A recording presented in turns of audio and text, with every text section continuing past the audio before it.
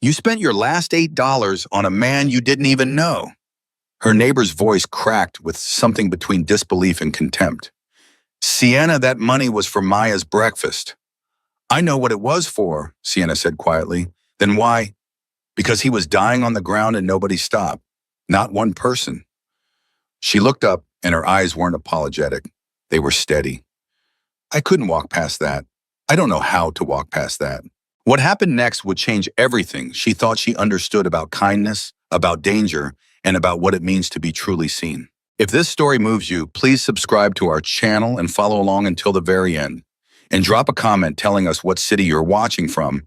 I want to see just how far this story has traveled. The gas station on Mercer Street was the kind of place that existed in the space between things. Between the decent neighborhood 2 blocks north and the one people didn't talk about 2 blocks south. Between the bright fluorescent wash of the canopy lights and the dark beyond the lot's edge, where the street lamps had been burned out for 3 months and nobody had come to fix them. It was the kind of place you move through fast, head down, keys in hand, because lingering there felt like an invitation to something you didn't want. Sienna Clark had been moving through fast her entire adult life. She was 31 years old and she had been moving fast since she was 19, when the world handed her a situation she hadn't asked for and no map to navigate it. She had Maya at 19, not a tragedy she would tell anyone who dared imply otherwise, but a recalibration. A sudden, terrifying, clarifying recalibration of every priority she would ever have for the rest of her life. Maya was 12 now, and she was the reason Sienna was on Mercer Street at 11:40 at night, with a purse containing exactly $8.14, 2 bus transfer tickets, and a cell phone with a cracked screen she'd been meaning to fix since January. The morning shift at Harlan's Diner started at 5:30. The cleaning job at the Westfield Medical Pavilion ended at 11:15. In between, there were exactly 4 hours and 15 minutes in which Sienna Clark was theoretically supposed to sleep, and she had been theoretically supposed to do this for 9 months without once achieving it in any meaningful way. Sleep had become something that happened to her in fragments: 20 minutes on the bus, 40 minutes before Maya's alarm went off for school, an hour on Sunday mornings, when Mrs. Delgado from downstairs would come up and sit with Maya so Sienna could close her eyes. She was tired in a way that had stopped being describable about 6 months ago. But she was moving. She was always moving. The $8 was the problem. Or rather, the $8 was the sum total of what stood between Maya's breakfast tomorrow and nothing. Sienna had miscalculated this week, a mistake she almost never made because she couldn't afford to make it. But the bus fare had gone up on Monday, and she hadn't known until she was already standing at the stop and the extra $1.50 had come out of somewhere, and the somewhere turned out to be her food buffer. She'd been planning to stop at the 24-hour corner store on Mercer, the one that still sold individual eggs and single-serving oatmeal packets at prices that were technically robbery, but were convenient enough to justify at midnight, and she was going to buy Maya's breakfast and her own coffee for tomorrow morning. And she'd worked out that she could do it for $7 and change if she didn't get the orange juice. She was walking through the gas station lot because it was a shortcut, 45 seconds off the walk. When you were this tired, 45 seconds was not nothing. That was when she saw him. He was on the ground beside a motorcycle that was leaning against the side wall of the station, away from the pumps where the light got weak and uncertain. At first, her brain registered him as a pile of something, a jacket, maybe thrown over a bag. Her brain wanted him to be a pile of something because a pile of something was not her problem, and she needed to not have any more problems tonight. But then she heard the sound. It was a low, labored groan, not dramatic, not a shout for help, just a sound a body makes when it has stopped performing and started failing, and something in Sienna's chest pulled hard toward it before her conscious mind had any say in the matter. She stopped walking. He was a big man, somewhere around 50, she guessed, though it was hard to tell from where she was standing. Heavy through the shoulders, which made it stranger that he looked so reduced down there on the ground, so diminished. He was wearing a black leather vest over a dark t-shirt, and even in the poor light, she could see the patches on the back white background, red lettering, an image she didn't need to read clearly to recognize. His gray hair was slicked back from his face, and his beard was neatly trimmed even now, which struck her for some reason as deeply human, the fact that someone had taken care with their appearance and then ended up like this. His arms were heavily tattooed. His hands were clutching at his chest.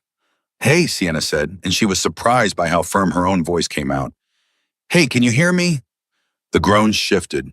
His eyes opened, dark eyes she saw scanning upward until they found her face. His lips moved. "What's wrong?" she said. "What's happening?" "Heart," he managed. The word came out shredded. "Your heart." She was already moving toward him, already crouching down, her bag dropping from her shoulder. "Okay. Okay, are you on any medications? Do you have anything on you?" His hand moved weakly toward his vest pocket. She reached in without asking permission and found a prescription bottle. She couldn't read the label in the light, but she could feel the pills inside. "Is this for your heart?" He managed something that might have been a nod. She didn't have water. She looked around. The gas station attendant was visible through the window, a young man, teenager probably, who was staring at his phone and had not looked up. "I need to get you water," she said. She put her hand on his arm just briefly, just enough to mean something. "Stay awake, I'm coming back. Stay awake." She crossed to the pump nearest the door, and there was a plastic cup someone had left on top of it, still holding a few fingers of flat soda. She grabbed it, dumped it, went inside. "I need water," she said to the attendant, loud enough that he startled and looked up. "Bottle of water. Fast. There's a man outside having a cardiac event." The attendant blinked at her. "A what?" "Heart attack." She was already at the refrigerator case. She grabbed the water and a small bottle of aspirin. She knew about aspirin. She had read something aspirin was what you gave, and she brought them to the counter, and the total came to $6.72. And she put her $8 on the counter without thinking about it, without doing the math, without asking herself whether this was the right decision. The right decision registered somewhere in her body before her brain caught up. She just did it. She was already moving back outside before the change hit her palm. He was still conscious, barely, but still there. "Okay," she said, crouching beside him again, her voice steady and low, the way she talked to Maya when Maya was scared and Sienna needed her to stay calm. "I've got water and aspirin. Aspirin's good for heart attacks. Okay, I need you to chew one. Can you do that for me?" She helped him get the tablet between his lips. She helped him drink. His hands were shaking badly, and she cupped her hands around his to steady the water bottle. And she did not think about the money she'd just spent or the breakfast she'd just not bought. She thought about keeping him conscious. She thought about the sound his breathing was making. She called 911. "I'm at the Mercer Street gas station, the one at the corner of Mercer and Hallowell. I have a man here, 50s. I think he's having a cardiac episode. He's conscious, but barely. Please come fast." The dispatcher asked her standard questions, and she answered them all, her hand still resting on the man's arm, her voice not wavering. She had not known until that moment how good she was at staying calm in crises. It was probably the exhaustion, she thought. When you were running on fumes, there simply wasn't the energy left for panic. While she waited for the ambulance, while she kept talking to him in that low, steady voice, she became aware of something. The gas station was not empty. There were two other cars at the pumps. There was a man in a truck on the far side of the lot who had been there when she walked in. There was the attendant inside who was now watching through the window. Not one of them had come over. Not one of them had stopped. She absorbed this fact quietly, without making much of it, the way she absorbed a lot of facts about the world. You learned it when you were Sienna's age and had lived Sienna's life, that most people were not bad. They were afraid. They were tired. They told themselves someone else would handle it. They found reasons why stepping forward wasn't their responsibility. And those reasons were usually convincing, because the mind was very good at constructing convincing reasons when it wanted to protect itself. She had almost done the same thing. She had almost kept walking. She looked down at the man and watched his breathing slow and steady, slightly, the aspirin doing something, the water helping. His eyes were still open. He was watching her face. "Help's coming," she told him. "You're going to be okay." She didn't know if that was true, but she said it the way you say things when the saying itself has to carry weight, when the words are a form of something you can actually give a person. He said something. She had to lean in close to hear it. "Alone," he said. "You're not alone," she said immediately. "I'm right here." "No," he exhaled, slow and ragged. "I was alone for a long time." She didn't know what to say to that, so she just kept her hand on his arm and didn't say anything at all, and somehow that seemed to be the right answer. The ambulance took 11 minutes. 11 minutes that she sat on the concrete of a gas station lot in the middle of the night with a stranger who might be dying, and the world went on around her as if nothing unusual was happening. The truck on the far side of the lot pulled away while she was still on the phone with the dispatcher. The attendant went back to his phone. A woman came to the pump closest to them, looked over and looked away quickly, and paid at the pump without going inside. 11 minutes, and then the lights were there, and the paramedics were there, and they were asking her questions, and she was answering them. And somewhere in the middle of all of it, the man's hand found hers and gripped it harder than she'd expected for a man who just looked about to lose consciousness. And then he was on the gurney, and they were asking her to step back. She stepped back. She stood there in the lot with $1.42 in her hand, the change from the $8, and she watched the ambulance pull away with its lights going. And she was aware in a distant way that she had no idea who that man was, had never asked his name, didn't know if he would survive the night, and had just spent the money that was supposed to feed her daughter breakfast tomorrow. She was also aware in that same distant way that she didn't regret it. She was not sure what that said about her. She was not sure what it said about the world that nobody else had stopped.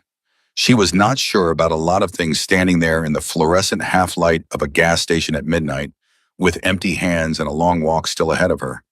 What she was sure about was simple. She had not walked past. That was the whole of it.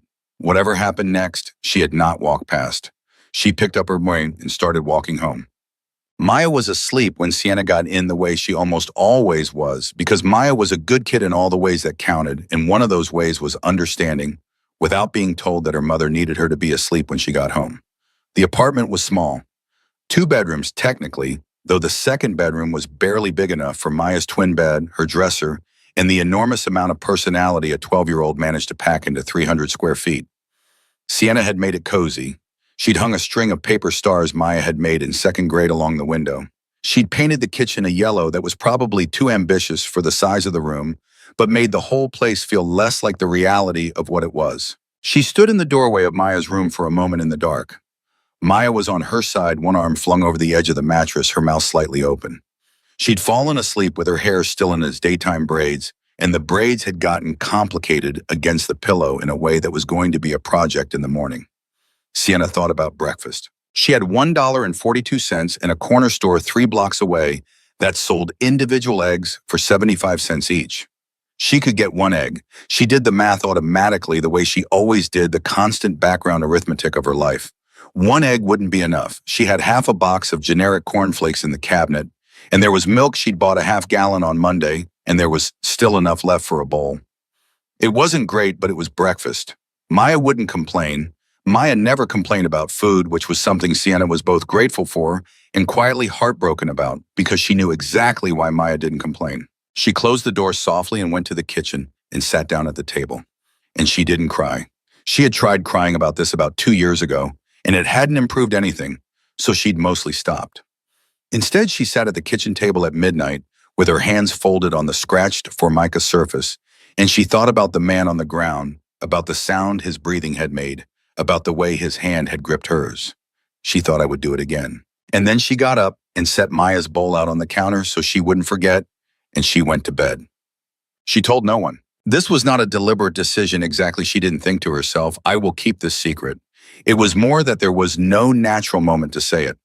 Maya left for school at 7:15, and the conversation was about whether it was going to rain and whether Maya needed her good jacket or her rain jacket, and then Sienna was on the bus to Harlan's Diner, and the morning rush swallowed her whole, and there was no space in the physics of the day for a story about midnight and a gas station and $8. It came out at 3 in the afternoon.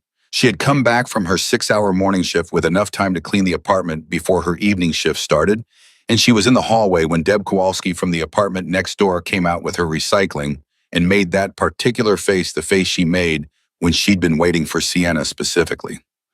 I heard something, Deb said. Sienna kept moving toward the door. I'm kind of in a hurry, Deb. About you. Deb shifted the recycling to one arm. About last night. Sienna stopped. Deb Kowalski was not a bad person. She was in her mid-50s, lived alone since her divorce 3 years ago, had opinions about everything from the weather to local politics to the correct way to fold laundry. She was also the primary information distribution system for their building, which meant that anything she knew, everyone knew, and the timeline between her learning it and telling it was approximately 6 minutes. What did you hear? Sienna said. That you helped one of those Hell's Angels people last night. Deb's voice had that specific, careful quality that people use when they want to convey serious concern while technically doing it in a neighborly way. Is that true? True. I helped a man who was having a medical emergency, Sienna said. A Hell's Angel. I don't know what he was. He was a man having a cardiac event, and I called an ambulance. Deb looked at her for a long moment. Sienna, those are not people you want to be involved with. I wasn't getting involved. I was calling 911. You spent money on him? Deb's voice shifted, and now the concern was real, which was somehow worse than the careful kind. Margaret at the gas station told her cousin, who told, anyway, everyone knows, you bought him medicine with your own money. Sienna felt something tighten in her chest. Not shame, she identified it carefully because she learned to identify her emotions with precision, the way you learn to identify exactly which bill was overdue when you couldn't pay all of them at once. Not shame, something more like exposure. The particular discomfort of being seen doing something private. It was $8, she said. It was your last $8 is what I heard. People should mind their own business, Sienna said, and she meant it, but she also heard how defensive it sounded and hated that. Maybe so. Deb set down her recycling. But Sienna, those people, they run drugs, they're criminals. You don't know what you got yourself into by helping one of them. I got myself into calling an ambulance for a man who was dying on the ground. Sienna picked up her key because the conversation was going nowhere she wanted to go. I'd do it again. You have Maya to think about. That landed, that was designed to land, and it did right in the center of her chest where everything about Maya lived. I am thinking about Maya, Sienna said quietly. Every minute of every day, I'm thinking about Maya. And what I want her to know is that when someone is dying in front of you, you don't walk past. That's what I want her to know. She went inside and closed the door. She stood in her kitchen with her back against the door, and she breathed slowly, and she told herself it didn't matter what Deb said, what anyone said, because she knew what she'd done, and she knew why she'd done it, and she had made her peace with the cost of it. She believed this. She was also, if she was being honest with herself, afraid. Not of Hell's Angels specifically. She didn't have the luxury of a sophisticated fear hierarchy. She was afraid the way she was always afraid of something going wrong that she hadn't anticipated of a consequence. She hadn't accounted for of the world finding one more way to make her life harder than it already was. She had done a kind thing and it had already spread through the building like weather already acquired a layer of judgment she hadn't asked for, and she didn't know where it would go from here. She made herself a cup of coffee and sat at the kitchen table, and she was not going to think about it anymore. But she did think about it. She thought about it the entire rest of the afternoon. Maya came home at 3:45. She was 12, and she was at the age where she came through the door, already talking the way 12-year-olds do, as if the whole day had been building up behind a dam somewhere, and home was where it finally got to break through. She came in talking about a project on ecosystems and about a girl in her class named Priya, who had said something that was either really funny or kind of mean. Maya couldn't decide which, and about whether it was possible for a person to be allergic to homework as a medical condition. And Sienna listened to all of it at the kitchen counter while she made the rice and beans that were going to be dinner. She did not tell Maya about the night before. At 12, Maya knew more about their financial situation than Sienna would have chosen. Kids always knew more than you wanted them to. And Maya was perceptive in that particular way of children who learned early that the adult world was not as stable as advertised. She understood at some level that money was careful and tight and deliberate. She had never once asked for something unreasonable, which was its own kind of burden to carry. Sienna was not going to tell her that breakfast would be cornflakes because Sienna had spent their food money on a stranger. Or rather, she would tell her eventually when she could frame it right, when the story had a shape Maya could learn something from. But not tonight. Tonight was rice and beans and the ecosystem project and the question of whether Priya was funny or mean.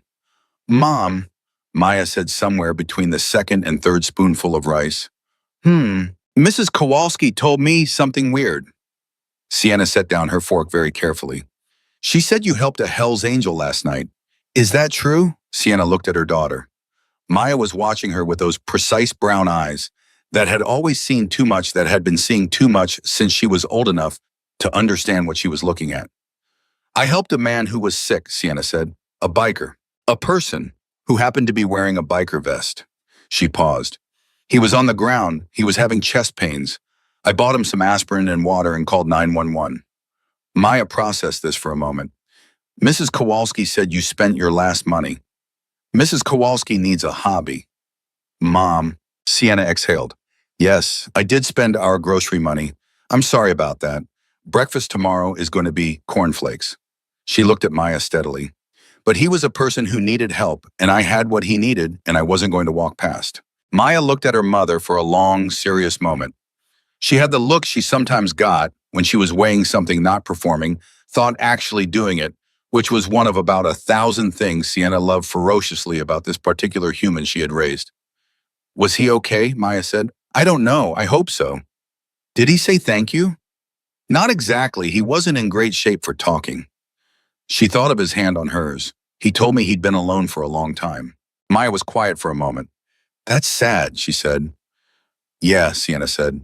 It is. They ate the rest of the rice and beans without talking, and it was the comfortable kind of quiet, not the hard kind. And when Maya went to do her homework, Sienna stood at the window for a moment and thought about the man on the ground and wondered if he was alive. She still didn't know his name. She should probably have asked his name. The next morning was cornflakes as promised. Maya ate them without complaint and carried her backpack to the door and was almost out when she turned back. Mom, she said. Yeah, I think you did the right thing. Sienna looked at her. Just so you know, Maya said, and she went to school.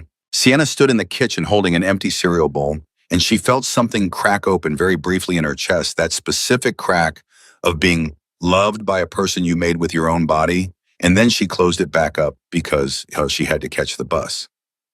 She was halfway through the morning rush at Harlan's. She was on her second table rotation, had 4 tickets up and 2 coffees going cold because table 7 kept waiting until she walked away and then flagging her back when her phone buzzed.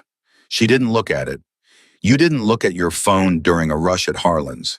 You did not exist as a person with a phone during a rush at Harlan's. You were a function. She looked at it during her 11 o'clock break, standing in the narrow back corridor between the kitchen and the storage closet with a cup of coffee she'd poured for herself and a granola bar she'd bought from the box they kept near the register.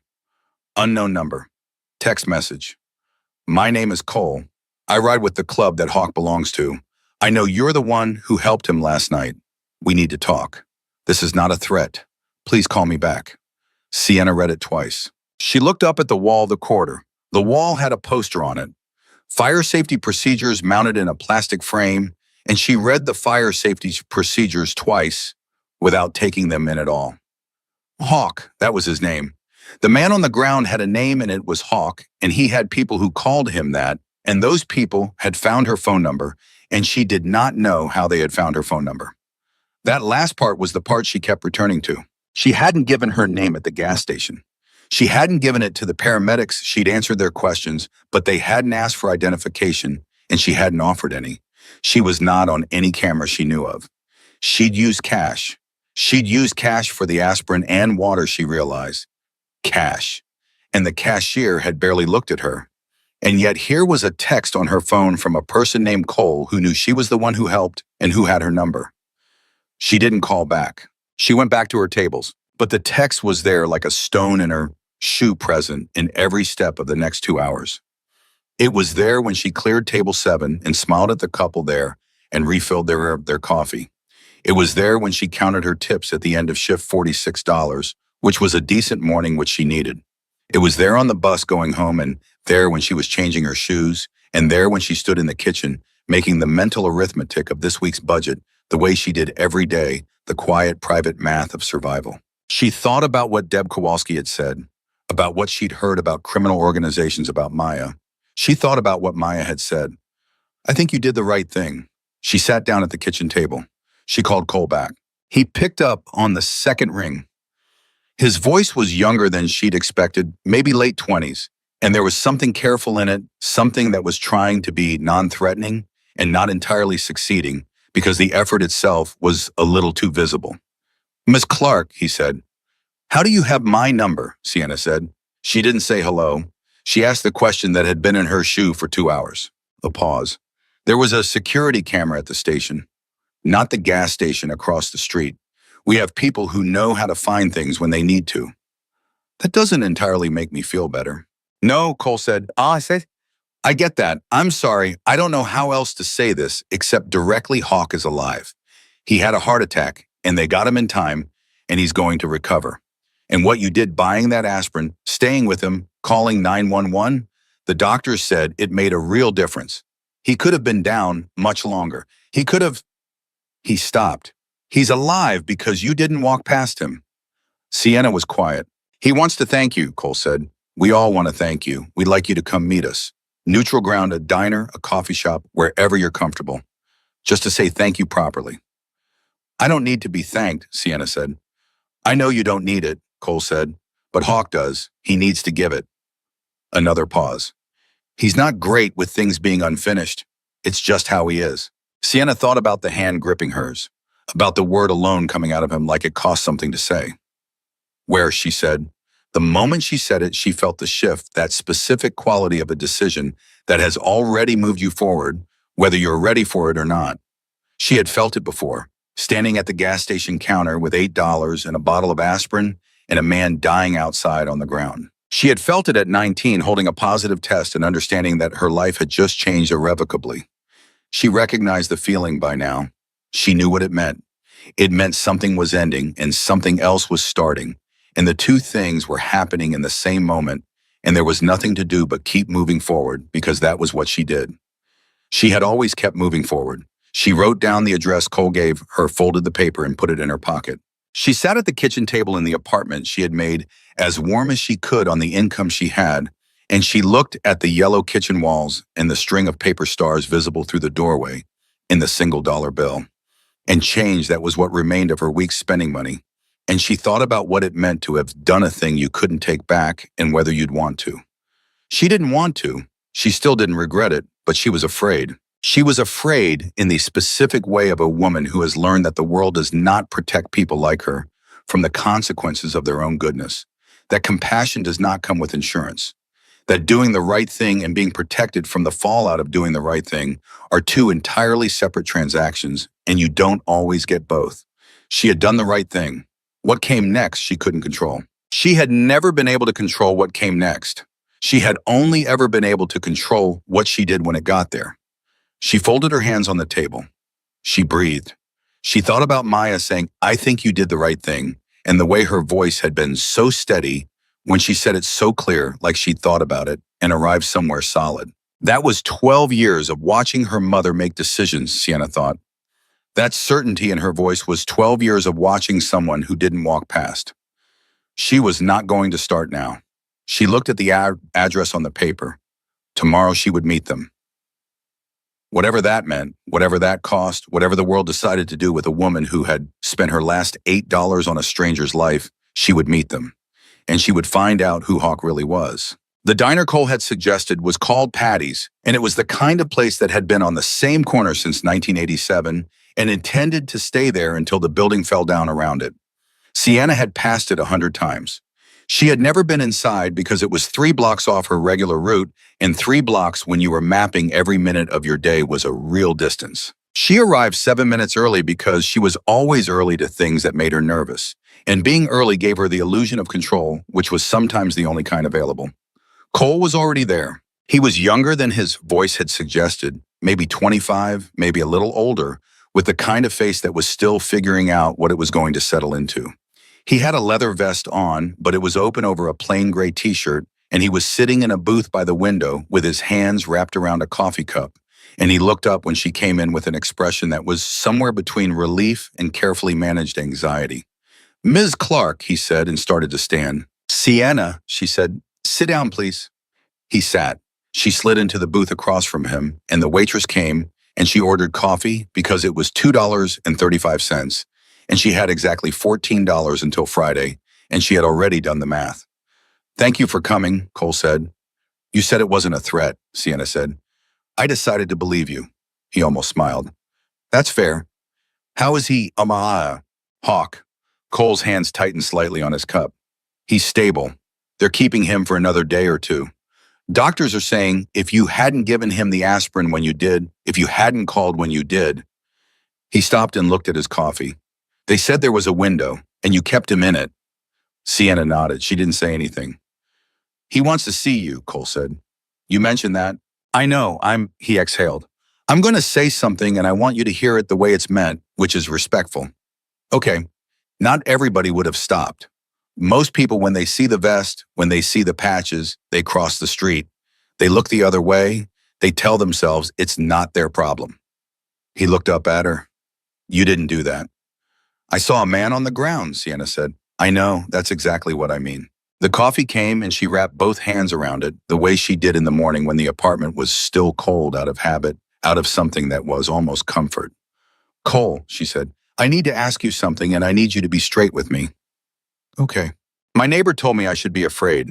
She told me I got myself involved in something I don't understand, and that people like, she stopped, chose her words, that people in your organization are dangerous, that coming here is a mistake.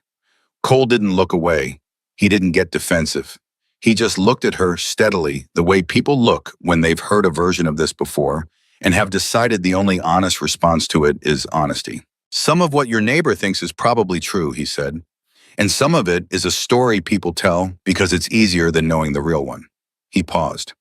Hawk is not what people think he is. That's all I can tell you right now, because the rest of it is his to tell. What does he want from me? She said. Nothing, Cole said. Genuinely. He wants to thank you. He wants to look the person in the eye who sat with him on the ground when he was dying, and he wants to say thank you to her face. That's it. Sienna looked at him for a long moment. When she said, tomorrow, if you're willing, she thought of Maya at the breakfast table that morning, eating cornflakes and reading the back of the cereal box the way she always did, as if the nutrition facts were literature. She thought of the $1.42. She thought about what Deb Kowalski had said and what Maya had said and the difference between them. Okay, she said, tomorrow. She drove herself to the hospital the next morning. She didn't tell anyone where she was going. She told Maya she had an errand before her shift, which was technically true in the way that the true things you don't fully explain are still technically true. Cole met her in the lobby. He walked her up, and she noticed that people looked at him in the elevator, the way people looked at anyone in a leather vest with patches, and she watched their faces do that thing, the quick assessment, the recalibration, the decision to stare at the door instead. Cole didn't seem to notice, or had noticed so many times it had become part of the weather of his life. Hawk was in a private room at the end of a corridor. He looked different in a hospital bed than he had on the ground. Larger somehow and smaller at the same time, larger because he was clearly a physically substantial man, even diminished smaller because the machines and the gown and the overhead lights stripped away whatever it was that had made him in the dark of the gas station lot feel like something you needed to approach carefully. His gray hair was loose now, and his beard was the same neat trim she'd registered in the dark. His arms on top of the blanket were heavily tattooed from wrist to shoulder, and the tattoos were detailed enough that she caught herself looking at them before she remembered it was rude to stare. He was watching her when she looked up. You're smaller than I thought, he said. His voice was ragged still, but it had weight in it that the ground version hadn't. You were mostly unconscious, Sienna said. Your perception was off. Something moved in his face that might have been a smile. Sit down, he said. She sat in the chair by the bed. Cole stayed near the door, giving them space without leaving, which she appreciated more than she expected to. I've been trying to figure out how to say this since yesterday, Hawk said. He looked at the ceiling for a moment, then back at her.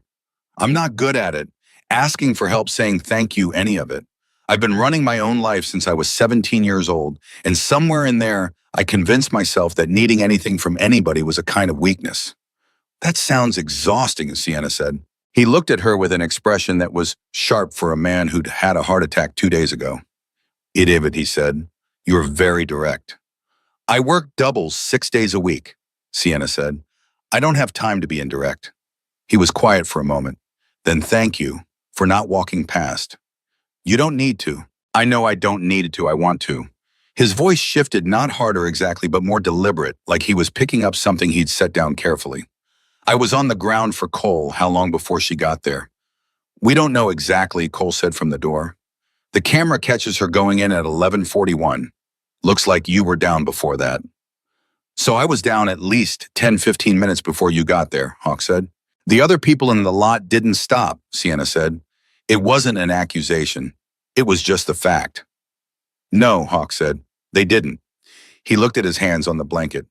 I'm aware of what people see when they look at this vest. I've been aware of it for 30 years. Sometimes it's useful. Sometimes... He stopped.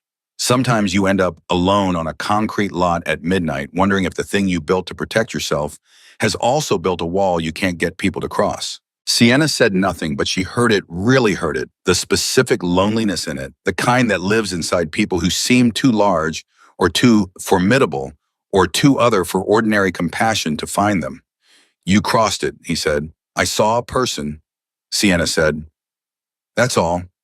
He looked at her for a long moment. Cole told me about the money. Cole told me a lot of things, Sienna said and glanced at Cole, who had the grace to look slightly abashed. Your last $8, Hawk said. It's fine. It's not fine. It's fine, she said again firmly. I made a choice with my money. That's my business. You have a daughter, he said. She went very still. The stillness that wasn't peace, but its opposite. The stillness of a woman who has learned to be very careful when her daughter enters a conversation unexpectedly. How do you know that, she said. Hawk said. The camera across the street, Cole said from the door, and he sounded like he knew this was the part he'd have to answer for. Your address came up in the building directory. Your name's on the lease. There are photos. Stop, Sienna said. The word came out quiet and absolute, not angry, not frightened, just finished. You looked up my address, she said. Yes, Cole said. You looked up my name. You looked at photos of me, photos that included my daughter. Yes. And then you texted my personal phone number telling me it wasn't a threat. The room was very quiet. Cole had the decency to not try to defend it. Hawk had the decency to not look away from her face. You're right to be angry, Hawk said. I'm not angry, Sienna said. I'm deciding. She looked at him. I'm deciding whether to stand up and leave and consider this whole thing done. Because I helped you and I'm glad you're alive, but I am a single mother and I do not know you. And the fact that you can find my name and address and photographs of my child in the amount of time it took me to get from that gas station to my apartment is not information that makes me feel safe. No, Hawk said. It wouldn't. So tell me, she said, why I should stay in this chair. Hawk was quiet for a long moment, long enough that she heard one of the machines beep once the sound of the corridor outside someone laughing far away. Because I'm going to tell you something that almost nobody knows, he said, and because you deserve to know it, since you're the one who made sure I'd still be alive to tell it. She looked at him. She did not stand up. Talk, she said. What Hawk told her took almost 40 minutes. He told it the way men tell things they don't have practice telling in pieces with silences between them, circling around the center of it before coming in. She didn't rush him. She sat in the chair by his hospital bed, and she drank the bad hospital coffee that Cole had brought her without asking. And she listened. He told her his name was Robert Hawkins, that everyone had called him Hawk since his early 20s, that he'd started writing when he was 19 and found the club when he was 23, and that for a long time that was his whole world, the road to brotherhood, the specific freedom of a life lived in motion, accountable to nothing and no one. Then he told her about Lily. His daughter had been born when he was 28. Her mother, a woman named Patricia, who he'd loved badly and too late, who deserved better than he'd known how to give, had left when Lily was 4. He hadn't been the father he should have been. He told this part without excuses, without self-pity, just the plain accounting of a man who understood his failures and had stopped trying to dress them up. Lily had grown up mostly without him, and then when she was 16, she'd gotten sick. He said the word leukemia in the flat, deliberate way of someone who has said it so many times it has lost its power to destroy him, but only barely. He had shown up. That was what he said. He had finally catastrophically late shown up. He'd been at the hospital for 8 months, and in those 8 months, he had seen things that had changed the geography of what he thought he was. He had seen families in the waiting room who couldn't afford parking. He had seen a mother eating crackers from a vending machine because she couldn't leave the floor to get real food. He had seen a man sleeping in a chair for 3 days because there was no one else to be there and no money for a hotel. He had seen in the brutal fluorescent clarity of a pediatric oncology ward exactly what it looked like when the world abandoned people. Lily had died at 17, 11 years ago now. He said this part the quietest. And then he had gone back to the road and ridden for a year without purpose. And one night he had pulled over at a rest stop and sat on his bike in the dark and asked himself what Lily would want the rest of his life to look like. He said the answer had been immediate and completely obvious, and it had felt like hearing her voice. He told Sienna about Lily's legacy. He told it carefully the way you tell something you've learned to be careful with. A network, that was the word he used, because charity sounded like something else, sounded like something with a website and a gala dinner, and Lily's legacy was neither. It was a network of people, many of them writers spread across 11 states, who quietly found families in crisis, families like the ones he'd seen in that hospital corridor, and who helped them. Not publicly, not with fanfare, with groceries left on doorsteps, with utilities paid anonymously, with rent covered for a month when the alternative was eviction, with medications purchased and medical bills reduced by people who knew how to navigate systems that were designed to be non-navigable. No press releases, no social media, no gala dinners. 11 years, thousands of families. Sienna sat with this for a moment. Nobody knows, she said. Very few people, Hawk said. The people inside it. Some of the families, though we prefer, they don't know where the help comes from. We don't do this for the recognition. Why, she said, because Lily didn't get to be recognized for what she was, he said. She was 17 years old, and she was the kindest person I ever met, and she died in a hospital bed, and the world didn't notice. This is what I can do. I can make sure the thing she made me understand doesn't die with her. Sienna put down the coffee cup. And you're telling me this because you spent your last $8 on a dying stranger, Hawk said. And I want you to know what that stranger actually is. She breathed. The room felt different than it had 10 minutes ago. Not larger, not smaller, different in the way rooms feel when the thing that just happened in them has shifted the air. Okay, she said. Thank you for telling me. That's all you've got, Cole said from the doorway. And he sounded genuinely startled. What did you want me to do? Sienna said. I don't know, Cole said. Most people, when they find out, I'm not most people, Sienna said, not unkindly. She looked at Hawk. I'm glad you're alive. I'm glad you're doing what you're doing, and I hope you get out of this hospital and keep doing it. She stood up. Sienna, Hawk said. She stopped. I want to do something, he said. For you. For your daughter. And I want you to let me. I don't need charity, she said. I know you don't. His voice was steady. But I want to ask you something, and I want you to actually think about it instead of saying no automatically. Can you do that? She looked at him for a long moment. I'll think about it, she said. That's all I'm asking. She picked up her bag and walked to the door, and Cole stepped aside to let her through, and she was in the corridor and moving before she let herself feel the weight of what had just happened in that room. It settled on her slowly, the way big things do, not all at once, but in increments, each one heavier than the last. She was in the elevator going down when her phone buzzed. She looked at the screen. Unknown number, different from Cole's. A text that said, my name is Darlene. I got your number from Hawk. I'm one of the women who helps run Lily's legacy. I know you just met him, and I know this is fast. But I need you to know something. What you did 2 nights ago, it wasn't just kindness. We were in the middle of coordinating something big, and Hawk was the only one who knew all the moving pieces. If he had died on that lot, 15 families were going to fall through the cracks. 15 families who'd been waiting months for help. You saved him. You saved them. I thought you should know that. Sienna stood in the elevator with the doors open on the lobby. She read the text 3 times. 15 families. She had spent $8, and 15 families she would never meet had kept their safety net intact. She walked out of the hospital into the daylight, and she stood on the sidewalk, and she did something she hadn't done since she was 19 years old and holding a positive test in a gas station bathroom, and understanding that her life had just changed completely. She cried. Not dramatically, not loudly, just stood there on the sidewalk with her bag on her shoulder and the sun on her face and tears running down her face because she was exhausted, and she was proud, and she was terrified. And she was something else she didn't have a word for yet, something that felt like meaning, like the particular sharp pain of having accidentally stumbled into a moment that was going to matter, and knowing it while it was happening. She let it last about 30 seconds. Then she wiped her face and started walking. She had a shift in 2 hours. The neighborhood had opinions. This was not new. Her neighborhood had always had opinions, the way close quarters living produced opinion, the way heat produced humidity unavoidably and everywhere. But the opinions about Sienna Clark and the Hells Angels man had reached a kind of critical mass by Thursday afternoon that she hadn't anticipated. It started with Deb Kowalski, which she had expected.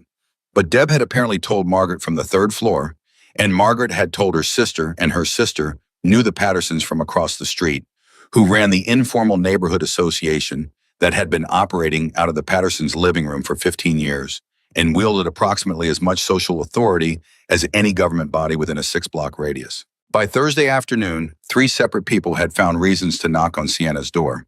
The first was Mr. Patterson himself, who arrived at 4:15 in a button-down shirt that suggested formality was intended, and who stood in her doorway with his hands in his pockets and said in his most carefully reasonable voice that the neighborhood had concerns. "What kind of concerns?" Sienna said. "About association," he said. "About what it means for the street, for property values, for—" "Property values," she repeated. "People notice things," he said. "When someone in the building is seen to be what Mr. Patterson friendly," and he said, and she could hear him picking the word carefully, "with certain organizations." "I called an ambulance for a man who was dying," Sienna said. "I understand that. And that was—" he chose his next word even more carefully. "Compassionate. But there's a difference between a compassionate act in the moment and ongoing as—" "He was a dying man, and I called an ambulance," Sienna said again, the same words, the same tone, because she had found that repetition was its own kind of answer when the thing being said didn't require elaboration. "I'll let you know if I do anything different." She closed the door. The second visitor was a woman named Rhonda, from 2 buildings down, who came with genuine worry rather than social management, and who stood in the doorway and said quietly, "Sienna, I'm not judging you, but these are not people you want attached to your name when Maya goes to register for high school next year. I'm just saying, people have long memories." This one was harder to dismiss because Rhonda was kind, and Rhonda was right that the world was not fair in exactly this way, that a choice made with a clean conscience could still leave a stain on a reputation, especially for a woman who looked like Sienna and lived where Sienna lived and had the margin for error that Sienna had. "Thank you, Rhonda," she said. "I mean that." "Just be careful," Rhonda said. The third visitor was a man named Terrence from across the alley who did not knock, but who intercepted her on her way to the bus the next morning with the specific energy of someone who had been waiting and had worked himself up for it. "You know what they are," he said, falling into step beside her. "Don't let anyone tell you different. Those vest people, they run drugs, they run money, they have people who do things. And you are walking around with your name in their phone." "My name is in a lot of people's phones," Sienna said. She did not slow down. "That's different, and you know it. Terrence." She stopped and turned to look at him as man. She kept her voice level because she needed to get to the bus and she needed to say this right. "I hear you. I understand why you're worried, but I need you to hear something back. A man was dying. I helped him. That is the entire story. Whatever anyone has decided to add to it is their addition, not mine. And if they come back," Terrence said, "if more of them start showing up around here, then I'll deal with that," Sienna said, "the same way I deal with everything."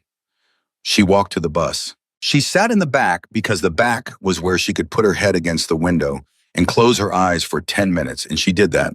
And she tried to let the vibration of the bus do what it sometimes did, which was organize her thoughts through some mechanical process she couldn't explain, but had learned to rely on. What the bus gave her those 10 minutes was clarity about something she hadn't been willing to look at directly. She was afraid. Not of the bikers specifically, she was past that, or at least past the surface version of it.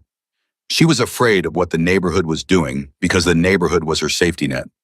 These were the people who watched Maya walk home from school. These were the people who would knock on her door if something was wrong. These were the people who formed the invisible infrastructure of her life in the way that low-income communities always formed infrastructure for themselves, because no one else was going to do it.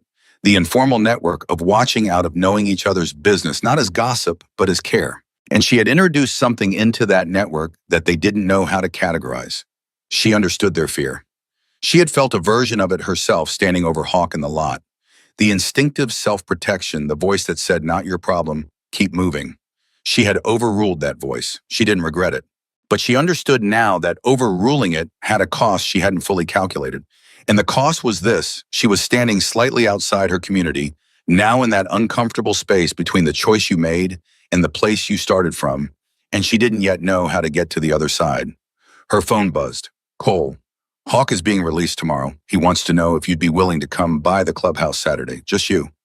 Not a big thing. He wants to show you something." She stared at the message. The bus stopped at her corner. She got off. She stood on the sidewalk. She typed back, What does he want to show me? 3 minutes passed. She was almost at Harlan's when the reply came. He says you'll understand when you see it, and that if you still want to leave after he'll drive you home himself. She stood outside the diner with the morning rush already going through the windows, visible in the way that the world behind glass always looks slightly surreal, all that motion and heat and hunger contained. She thought about 15 families. She thought about Lily, who had been 17 years old and kind, and had died in a hospital bed while the world didn't notice. She thought about Maya, who had said, "I think you did the right thing," in a voice that had been clear and steady and had sounded for a moment frighteningly like an adult.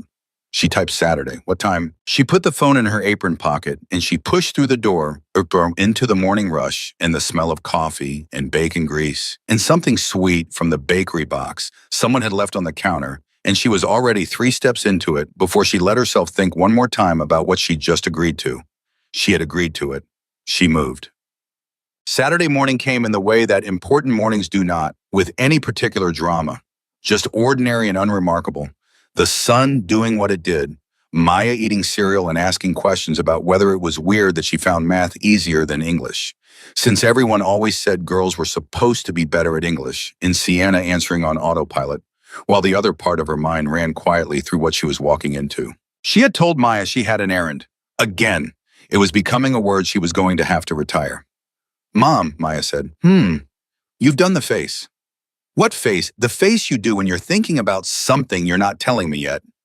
Sienna looked at her daughter, 12 years old, seeing things that hadn't been named. "I'm going to meet the man I helped," she said. "Hawk, the man from the gas station." Maya stopped chewing. "The Hells Angels man?" "Yes." "Why?" "Because he asked me to, and because I think there's more to him than his vest." Maya thought about this with the thoroughness she applied to things. "Is it safe?"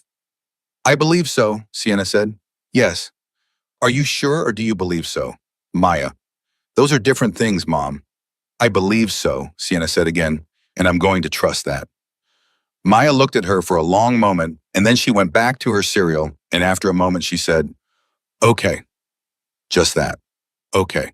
The clubhouse was on the east side of town in an industrial area she didn't know well, in a building that from the outside looked like a heavy-duty auto shop, which Cole had told her it partly was. She rode the bus for 40 minutes, which gave her time to think, and which she used instead to look out the window and not think, because she had found that sometimes the best preparation for something unknown was to arrive at it as empty as possible. Cole met her outside. He looked less careful than he had at the diner, more comfortable in his own context, which she understood everyone was a different version of themselves in the place where they belonged. "Hawk's inside," he said. "There are a few other people, but it's not," he searched for the word, "intimidating. They know who you are. They're not going to be weird about it." "What would weird look like?" Sienna said. "Grateful," Cole said, very loudly. He led her inside. There were 7 people in the main room. 4 men, 3 women, all in the same vest. They looked up when she came in, and she'd steeled herself for stares, but what she got instead was something more unexpected. A kind of collective, careful stillness. The stillness of people who have been told something and are trying very hard not to make it a bigger thing than the person in question can handle. Hawk was standing in the back of the room. He looked better than the hospital had shown him. Still tired, still slower than he probably usually was, but present in a way the machines and gown had muted. He crossed the room to her and he held out his hand, and she shook it, and his grip was firm in the way of someone who had always used his hands for serious things. "Thank you for coming," he said. "You said you wanted to show me something," Sienna said. "I do." He gestured. "Come here." He led her to a wall she hadn't focused on when she came in. It was covered floor to ceiling, end to end with papers. She thought for a moment that they were documents, reports, something official. But as she got closer, she understood what they were. Letters, handwritten letters, hundreds of them. Some typed, some in pen, some in pencil, some on good paper, and some on whatever had been near enough to reach. All of them addressed to Lily's legacy, all of them from families. She stepped close enough to read. "You paid our electric bill in January, and my kids were able to stay warm. And I don't know who you are, but I need you to know you saved us. My daughter was going to have to drop out of community college because we couldn't cover the gap in her financial aid. Someone mailed us a money order with no return address, and now she's still enrolled. I cry about it every time I think about it." We didn't have food for 3 days. There was a box on our porch when we got home from trying to figure out what to do. I still don't know how you knew. Sienna stood in front of this wall and she read. She read for a long time. Nobody spoke. The room was quiet behind her in the particular way of people who have given someone space and are honoring it. When she turned around, Hawk was watching her. 11 years, he said. 11 years, she said. This is what you kept alive, he said, when you stopped. She looked back at the wall, at the letters, at the hundreds of voices that had needed to write something down because the help had been real enough and important enough that they needed it to exist outside of themselves on paper and words. How many people know you do this, she said. In the club, everyone in this room and a few others. Outside it, he shrugged one shoulder. Almost no one. Why are you keeping it secret? Because the moment it becomes a story, Hawk said, it becomes about us, and it's not about us, it's about them. He nodded at the wall. The moment we start getting credit for it, we start doing it for the credit, even if we don't mean to. I've watched that happen to other organizations. I'm not letting it happen to this one. Sienna was quiet. You run 2 jobs, Hawk said, and it wasn't a question. Yes. 6 days a week. Yes. You've been doing it for a while, she said. And you still stopped, he said. On the worst night you'd had in that while with your last $8, and you still stopped. It's not, she started.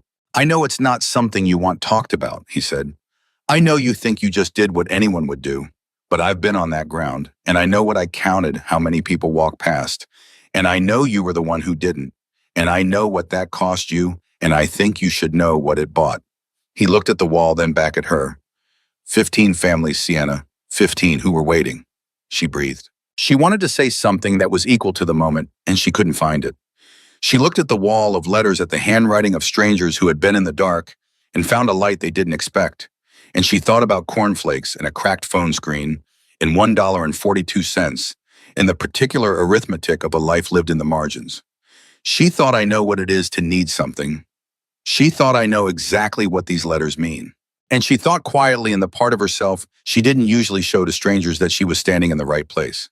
That whatever was coming next, whatever Hawk was going to ask her, whatever the neighborhood was going to decide, whatever the shape of the next thing turned out to be, she was standing in the right place. She turned away from the wall. What did you want to ask me? She said. Hawk met her eyes. I want to offer you a job, he said. The room behind her was completely silent. Outside somewhere, a motorcycle started up, one engine, distant, turning over in the morning. Quiet, and it sounded in that moment less like thunder than like something beginning. The job offer sat inside Sienna for the rest of Saturday, like a stone she'd accidentally swallowed. Not painful exactly, but present in every breath, impossible to ignore. Hawk had laid it out simply the way he did most things, without ornamentation or pressure. A coordinator position with Lily's legacy, part-time to start transitioning to full-time within 60 days if she wanted it. A salary that was, when he said the number, so far above what Harlan's Diner and the Westfield Medical Pavilion combined were paying her that she made him repeat it because she was certain she'd misheard. She had not misheard. That's not a real number for a charity job, she said. We're not a traditional charity, Hawk said. And the work is real, finding families, vetting situations, coordinating, help managing relationships with the people inside the network who can deliver it. It takes someone who understands what need actually looks like from the inside. He looked at her evenly. You understand it. Because I'm poor, she said. Because you're perceptive, he said without flinching at her word. And because you stopped for a dying stranger when nobody else did, which tells me something about how you read a situation. She had not said yes on Saturday. She had said she needed to think, and Hawk had nodded like this was the right answer, and Cole had walked her back to the bus stop, and she had ridden home for 40 minutes with the number in her head and the letters on the wall in her memory and the sound of that single motorcycle turning over in the morning, which she kept hearing even though it was long gone. She had not told Maya about the offer. She had come home and made grilled cheese for dinner because it was Saturday.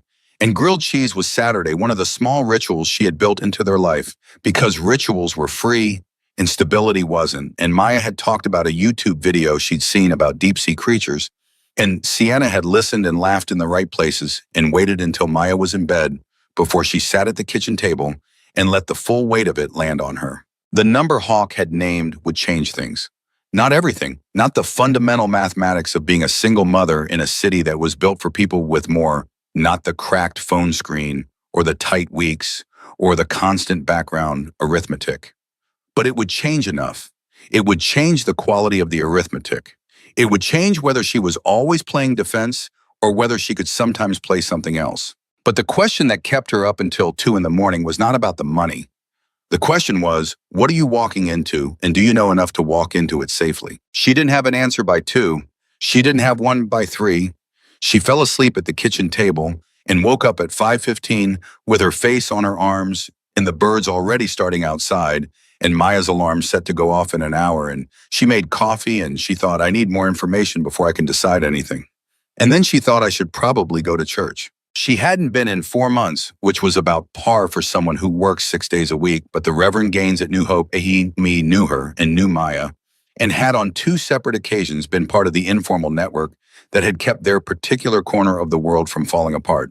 And he was the kind of man whose opinion she trusted on matters that involved both practical judgment and moral clarity. She went to the 10 o'clock service. She sat in the back. She listened to the sermon, which happened to be about the parable of the Good Samaritan, which felt pointed enough to be almost funny. And after the service, she found Reverend Gaines in the hall. She told him everything. He listened without interrupting, which was one of his gifts, and when she finished, he was quiet for a moment, and then he said, "What does your gut tell you?" "My gut tells me Hawk is exactly what he says he is," Sienna said. "And your head?" "My head says I don't know enough yet." "And your heart?" She looked at him. "My heart keeps going back to the letters," she said. "On the bottom of all those letters." Reverend Gaines nodded slowly. "Then you already know what you're going to do, Stayu," he said. "You're just still working up to saying it." She went home and called Hawk. "I'm not saying yes yet," she said when he picked up. "But I want to know more. I want to see more of how this works. I want to meet more of the people in it. Can you do that?" "Yes," he said, "starting whenever you're ready." "Monday," she said. "Monday." She hung up and sat with the phone in her hand for a moment, and then she put it down and went to start on dinner, and the whole time the thought was running quiet in the back of her mind, like a current something is changing. You can feel it. Something is already different, and you can't go back to before you felt it. She was right. She just didn't know yet how different or how fast. Monday came and went, and then Tuesday, and then a week had passed, and Sienna had spent parts of 4 afternoons with Darlene, the woman from the text who turned out to be a compact, efficient woman in her late 40s, with close-cropped silver hair and reading glasses she wore on a chain, and a mind that moved like a spreadsheet, precise and quick, and organized in ways that made Sienna feel simultaneously reassured and slightly inadequate. Darlene ran the operational side of Lily's legacy with the energy of someone who had been doing 2 jobs her entire adult life, which she had.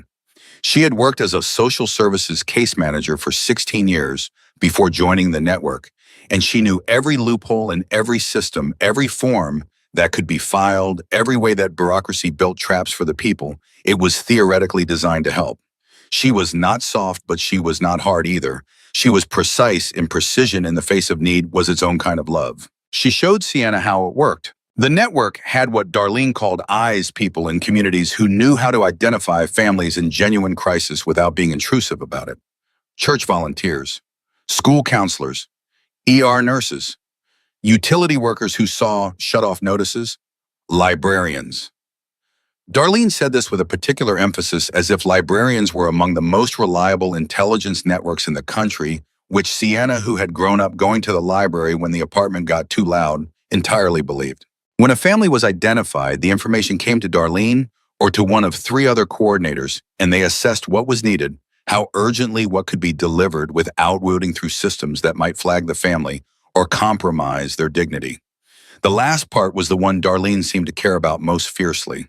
"People who are in need," she said to Sienna on the second afternoon, sitting across from her at the small table in the back office of the clubhouse that served as their workspace, "have usually already been made to feel like what they need is somehow their fault.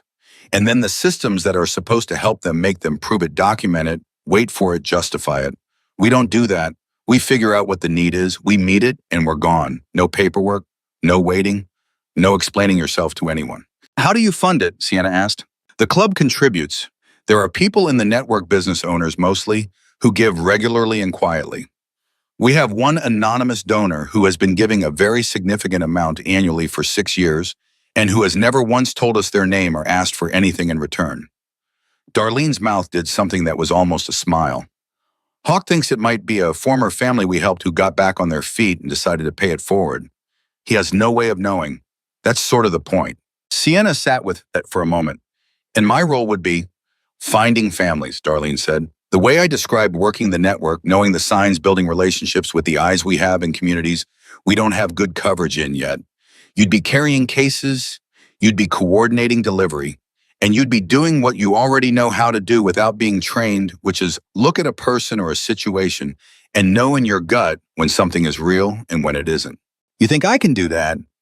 I think you already do it, Darlene said.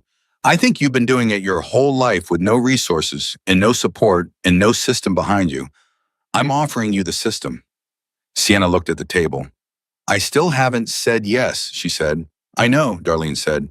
Take your time. But time, as Sienna's life had always demonstrated, had its own schedule. It was Thursday when things changed. Not slowly the way she'd been expecting. Not the gradual accumulation of more information, more conversations, more careful internal deliberation.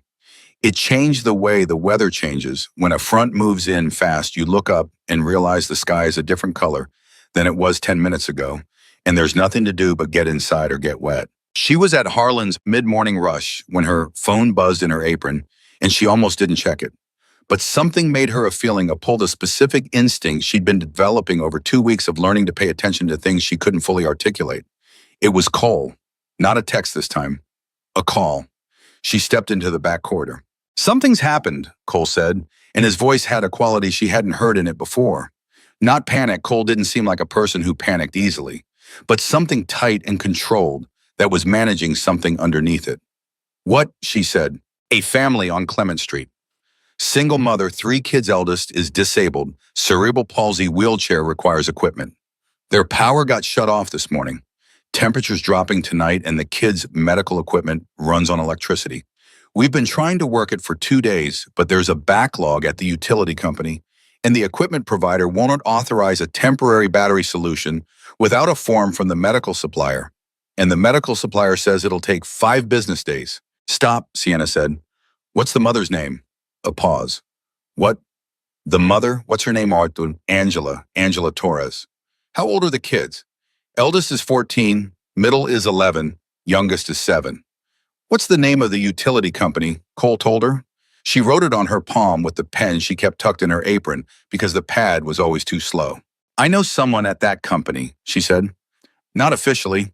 I went to school with a woman who works in their emergency services department. I haven't talked to her in 2 years, but I have her number. You can do that, Cole said. I don't know yet, Sienna said. Give me 45 minutes. She went back to her tables and she worked with one part of her brain for 20 minutes and finished her section rotation, and then she went to her manager, a tired, decent man named Phil, who had known her for 3 years and who had on 2 separate occasions advanced her a day's wages. When a bill came early and she said, Phil, I need a 30-minute personal break. It's a family emergency situation, not mine, someone else's. Phil looked at her for a moment and then looked at the clock and then looked at her again. 25 minutes, he said. I can cover your section for 25. Thank you, she said. She went outside and called the number. Her old classmate Vanessa picked up on the 4th ring, and Sienna could hear from the background noise that she was at work, and it wasn't a good time. But Vanessa said, Sienna Clark, oh my God, in the voice of someone for whom old school contacts arrive like a slightly unexpected gift. And Sienna talked fast and clear and precise, the way Darlene had been teaching her to think about situations, what is needed, how urgently, what needs to happen first. 18 minutes later, he'd had a verbal commitment that Angela Torres's power would be restored by end of business that day, classified as a medical emergency, which it technically and legitimately was. She went back inside and picked up her tables. That evening, she called Hawk. Okay, she said. Okay, he said. Yes, she said. I'll take the job. The silence on the other end of the line was the particular kind that comes from someone who was hoping for this and trying not to show how much. Good, Hawk said. I have conditions. Tell me. I give 3 weeks' notice at both my jobs. I do this right, not fast. Agreed. Maya comes first. If something is happening with Maya that needs me, I'm gone, and the work waits. of course. And I want to understand everything about how this is funded, not because I don't trust you, because I need to be able to trust it before I stake my reputation on it. That's fair, Hawk said. I'll have Darlene walk you through the full financial structure next week. One more thing, she said. Yes. I want to keep working with you directly on the harder cases, the ones that need someone who can read a room. I've been doing that my whole life without knowing it was a skill, and I don't want to spend this job behind a desk. Hawk was quiet for a moment. Then, Sienna, that's exactly what I was going to ask of you. She hung up.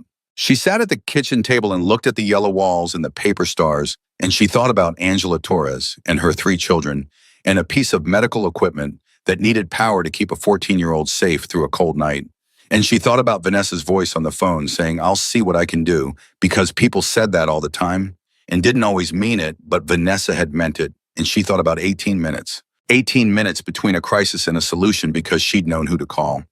The world was full of that, she thought, full of those small, specific, uncatalogued pieces of knowing things people carried without realizing they were carrying them connections and competencies and pieces of lived experience that the world never asked for formally. But that could be the difference in the right moment between someone getting through the night or not. She had a lot of those pieces. She'd spent 31 years collecting them without intending to. Now she had somewhere to use them. The Friday of her last week at Harlan's was when the first thing happened that she didn't know how to explain.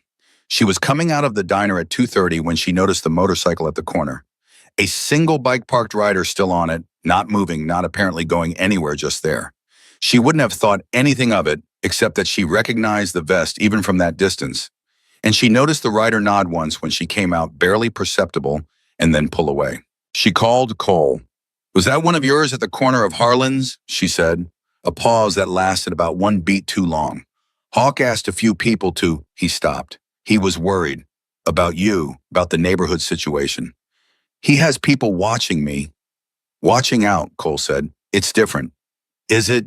Sienna. Cole's voice was patient but firm. You know what you got involved in.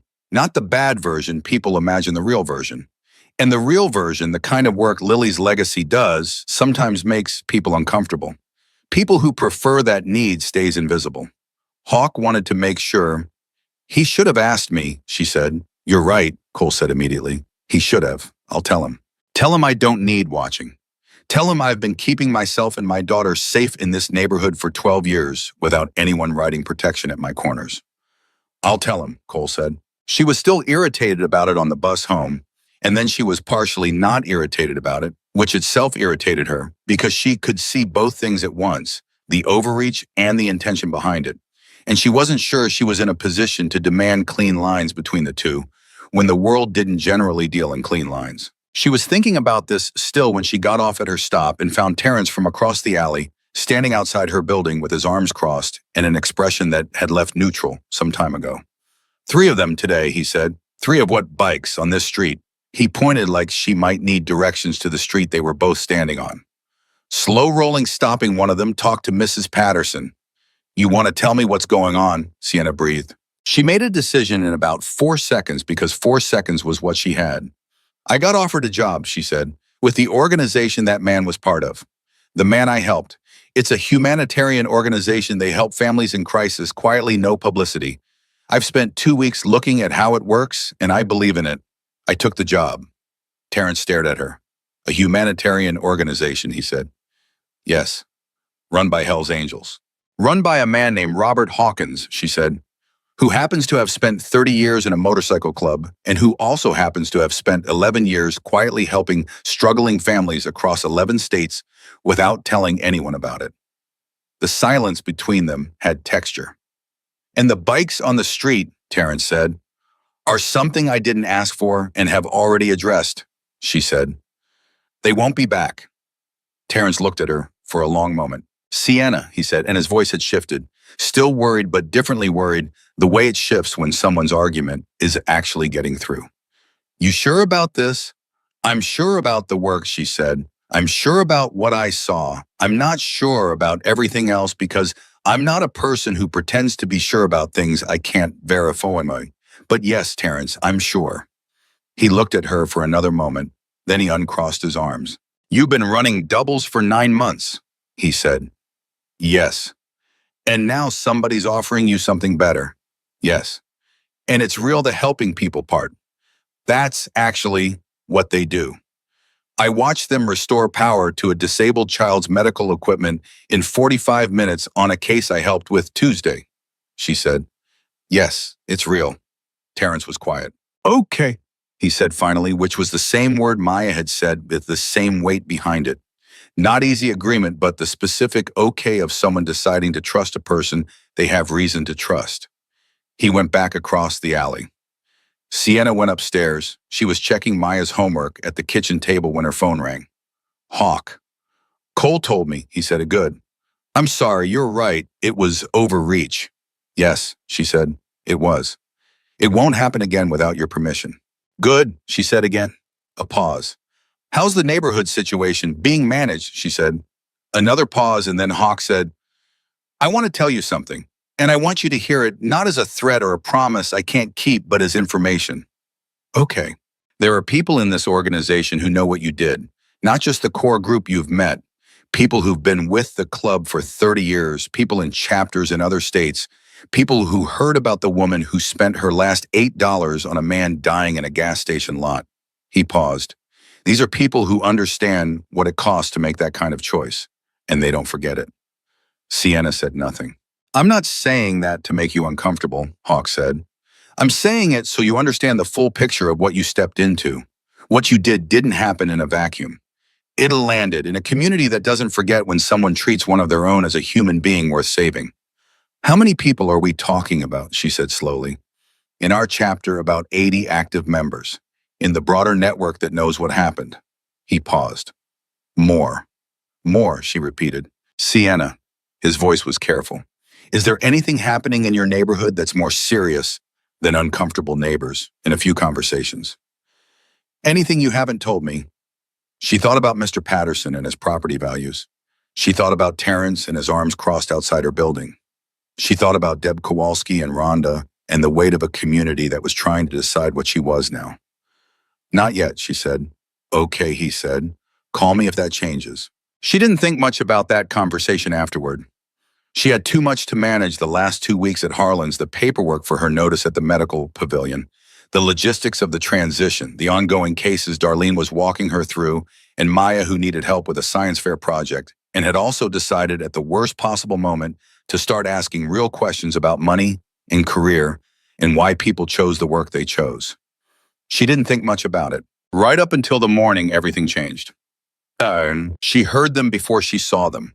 It was a Saturday, her first Saturday, off from Harlan's in 9 months, a fact so disorienting that she'd woken up at 5:15 out of pure habit, and then lay in bed for 45 minutes trying to remember how to be a person who didn't have somewhere to be.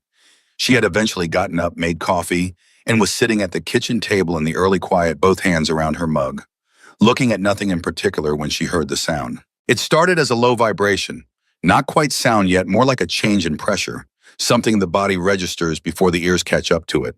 She thought at first it was a truck on the main road, some early delivery, something ordinary. But it didn't pass. It grew.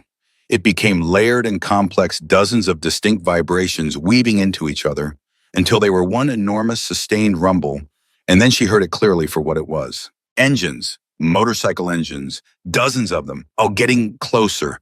She set down her mug very carefully. Maya appeared in the kitchen doorway in her pajamas, hair disheveled, eyes still half asleep and rapidly waking up. Mom, hi, Maya said. What is that? I don't know yet, Sienna said, and she was already moving to the window. The street was full. Not full like she had ever seen it full. Not the ordinary fullness of neighbors and kids and people going about their day. Full in a way that didn't have a civilian reference point. Motorcycles lined both sides from one end to the other, bumper to bumper, parked with a precision that suggested coordination, planned arrival, intentional formation. And there were riders still coming. She could hear them coming before she could see them. More engines adding to the vibration until the whole building seemed to be resonating with it. She counted. She tried to count, which was futile, but the instinct was there. And she stopped counting past 200 because the number was already larger than anything she'd expected and wasn't done arriving. Her phone rang. Hawk. I need you to know, he said before she could speak, that this was not my plan. Then what is it? She said.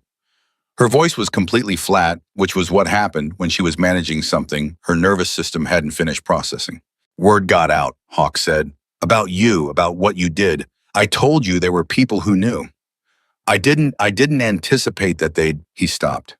About 30 members of our chapter decided to come by this morning, and then they called other chapters, and other chapters called others.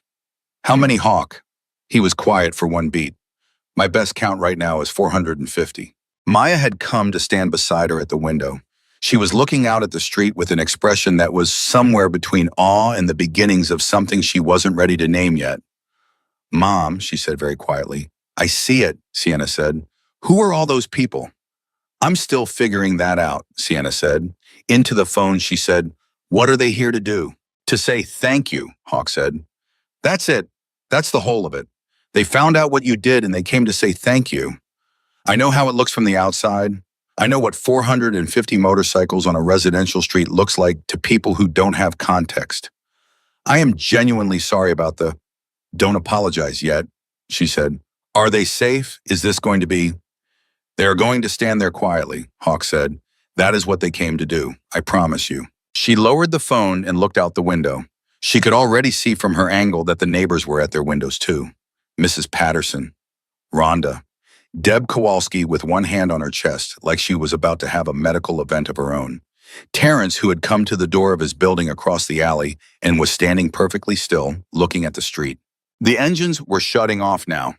One by one in clusters, the motorcycles going quiet until the street was filled with a different kind of noise, the sound of hundreds of people present without machinery, feet on pavement, low voices, the specific density of a crowd that has arrived with intention. I need to go down there, Sienna said. I'll be on your block in 3 minutes, Hawk said. She put the phone down. Maya was still at the window. Stay up here, Sienna said.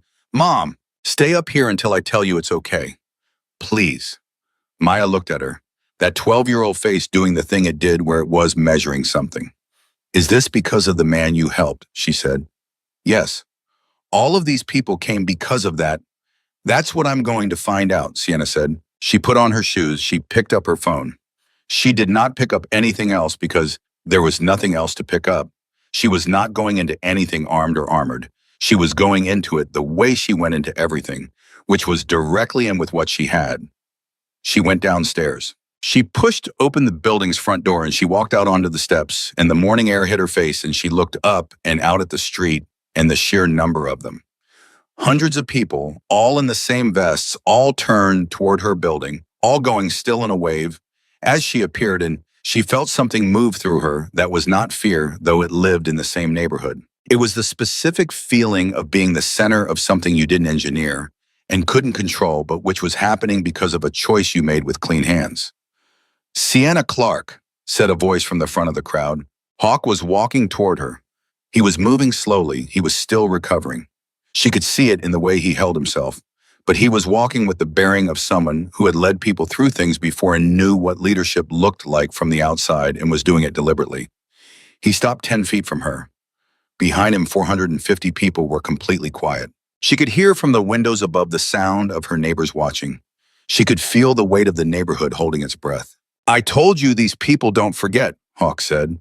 His voice was even, but it carried the way voices carry when there's nothing competing with them, when hundreds of people are giving a voice the silence it needs to reach them.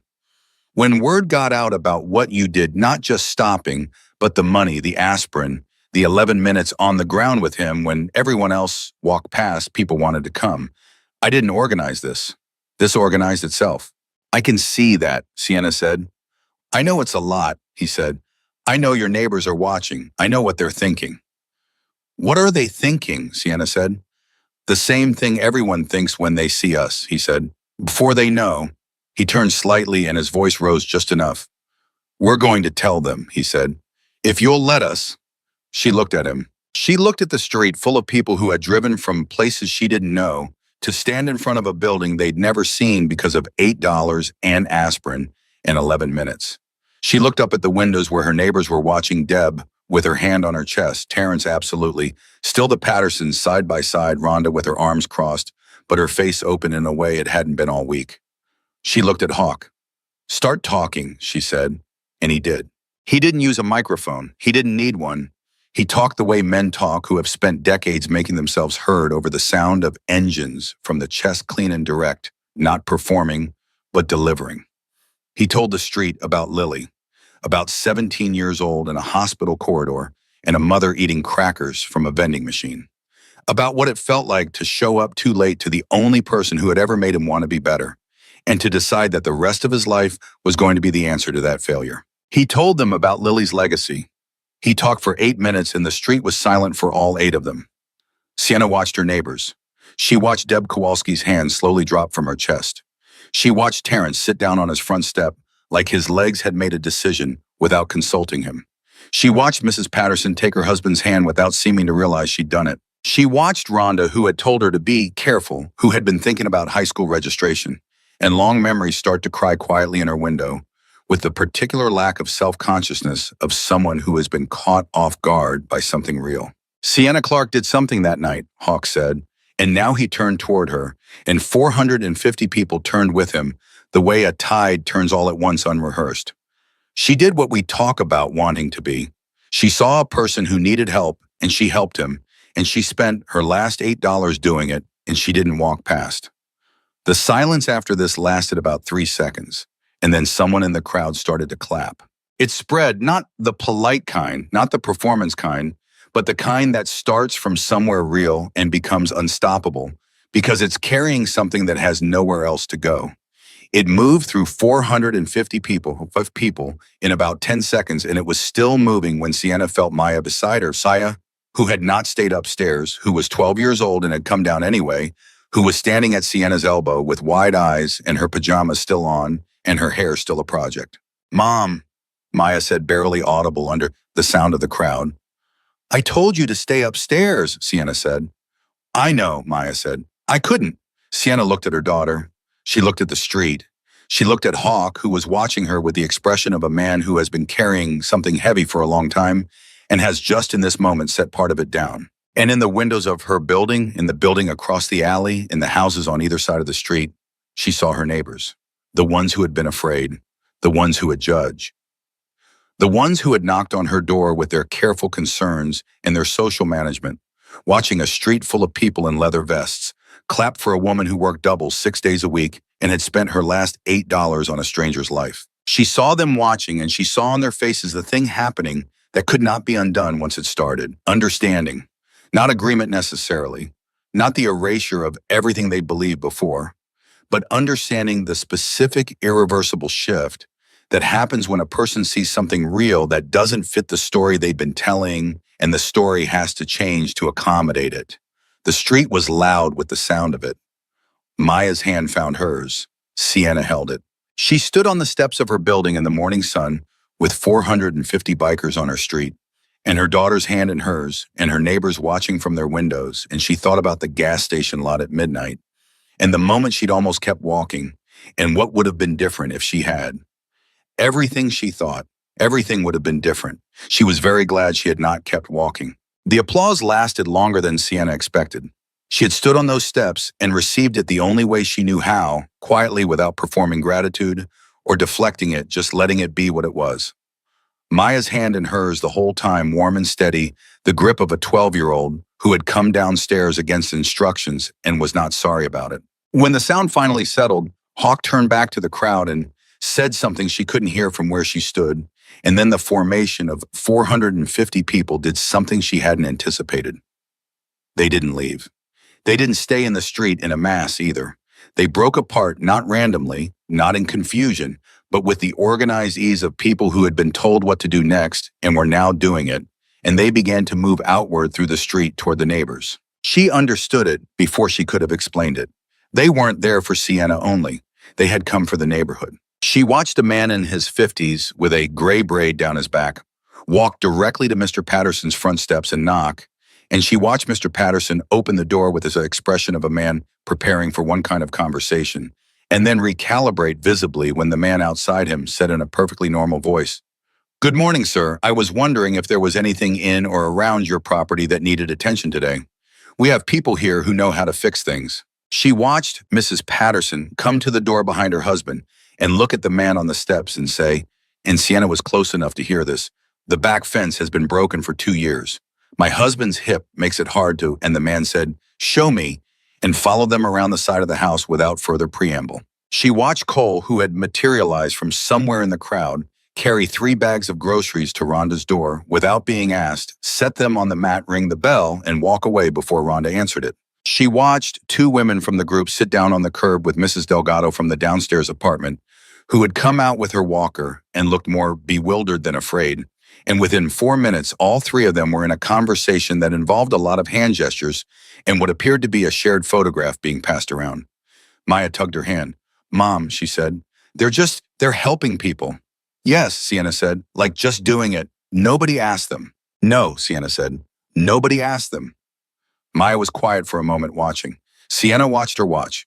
The expression on her daughter's face was one she recognized, not the wide-eyed awe of a child encountering something surprising, but the specific focused quality of a person filing something away, sorting it into a category of things that would matter later. Hawk came to stand beside her. "I should have told you this was coming," he said. "You told me you didn't organize it," she said. "I didn't organize it, but I should have anticipated it and told you anyway." He paused. "I should have done a lot of things differently in the last 2 weeks." "Yes," she said, and left it there because he already knew which things and didn't need a list from her.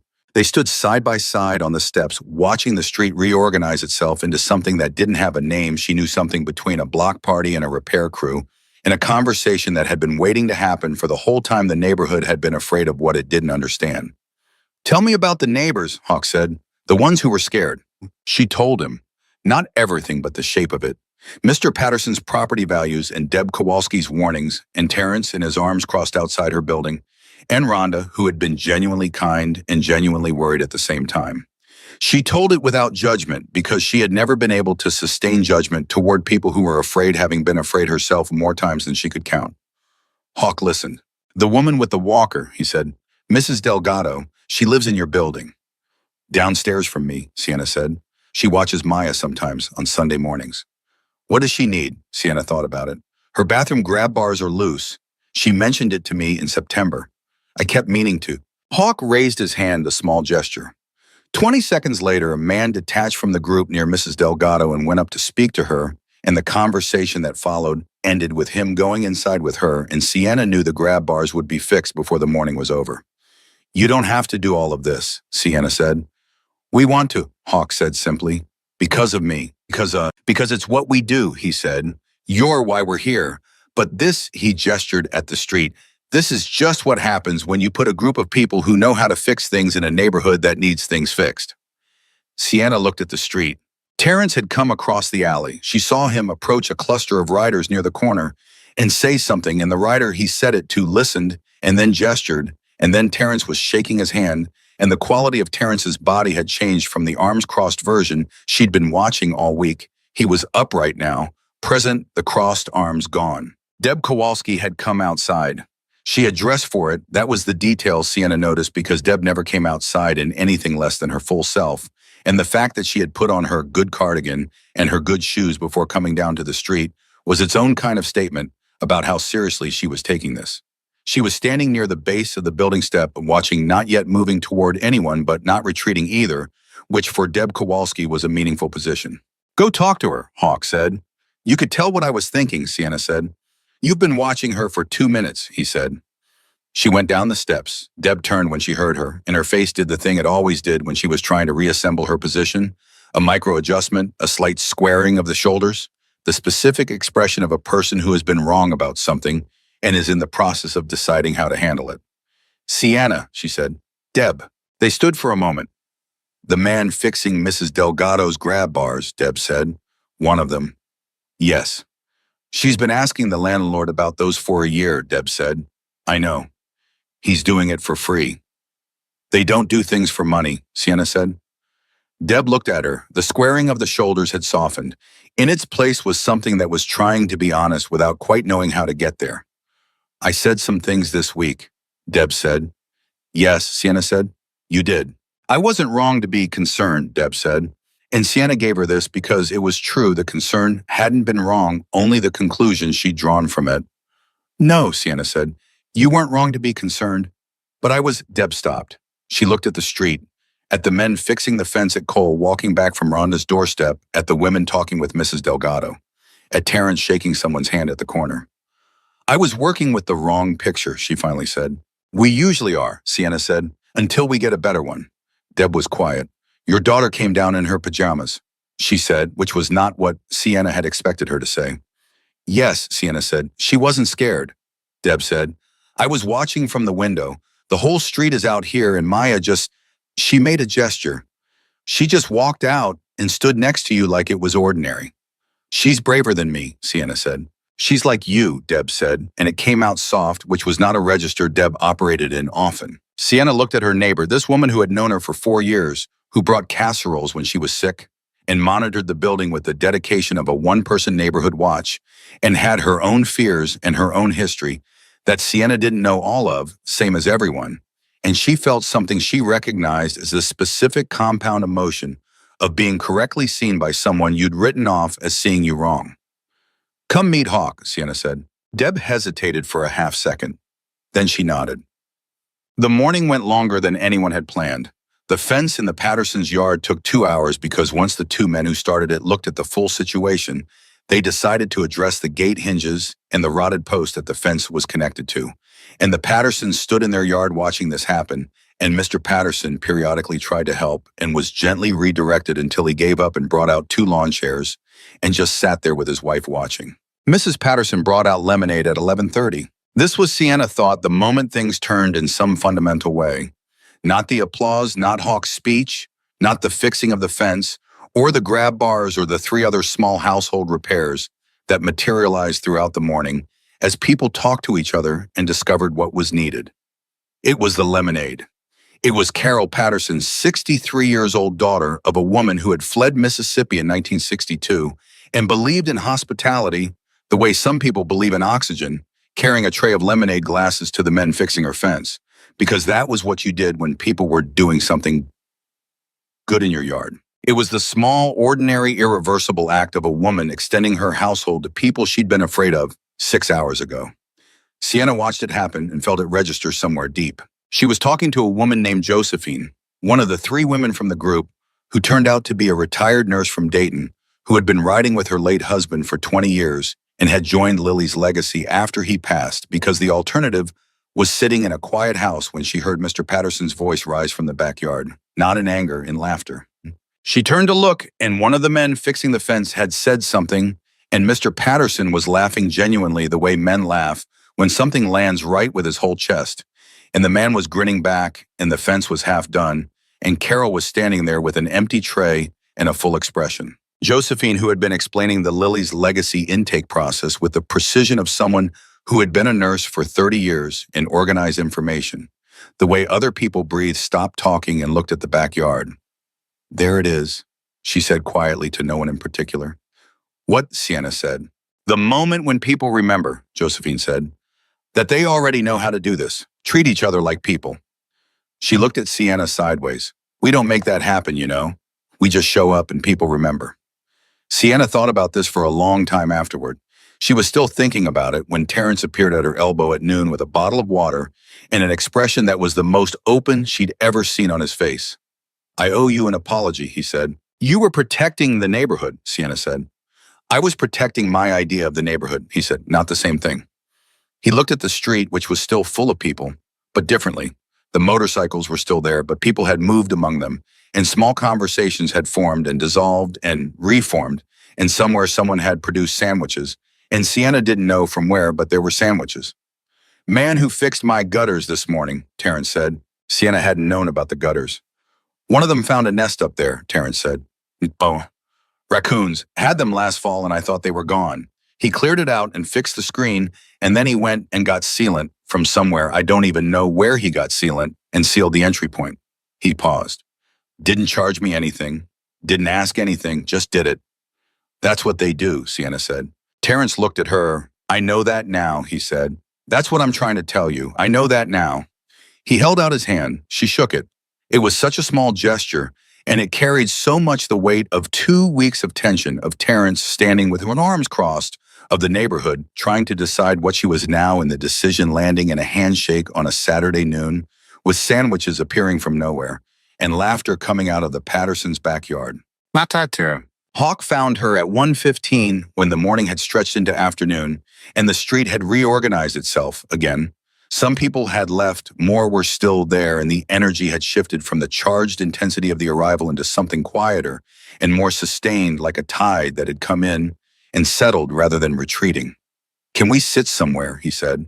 They sat on her front steps, which had become over the course of the morning a kind of informal meeting point, the place where conversations drifted and resolved and sometimes began again. "I want to tell you something I haven't told you yet," Hawk said. "There's more," Sienna said. "There's always more," he said. "That's the nature of things you've been carrying a long time." He looked at his hands. The tattoos on his arms in the afternoon light were detailed and layered, and she'd been around him enough now that she'd stopped noticing them the way she had at first and had started noticing the hands themselves, large, careful hands, the kind that had spent decades doing physical work. "Lily used to talk about fairness," he said. "Not justice. She knew the world wasn't always just, even at 17 she knew that. Fairness was different to her. She said fairness was what you created when you showed up for someone who couldn't make the world show up for them." Sienna listened. "I built Lily's legacy on that definition," he said. "Everything we do is that definition. Find the person the world isn't showing up for. Show up." He paused. "But I've been running it like an operation for 11 years. Efficiently, precisely, good intake, good delivery, good follow-through. And somewhere in that 11 years, I forgot what it felt like to just stop, the way you stopped." "You had a heart attack," Sienna said. "That changes your perspective." "It wasn't the heart attack," he said. "It was the 11 minutes before you got there, lying on the ground and watching people not stop." He was quiet for a moment. "I've spent 11 years helping people. And in 11 minutes on the ground, I understood what it feels like to be the one who needs it. And I understood that all the logistics in the world, all the coordination and the intake and the delivery doesn't replace the thing you did, which is just stay. Be there. Don't leave." Sienna looked at him. "You think the organization has lost that?" she said. "I think it's in danger of it," he said. "The bigger we get, the more we look like a machine, and machines don't sit with people on the ground." "Is this why you want me?" she said. "Not for the coordination, for the other thing." "Both," he said. "I want both, but yes. The other thing," he looked at her directly.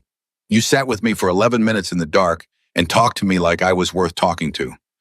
I hadn't felt that he stopped, a long time." The afternoon was warm, and the street was still full of the residue of the morning.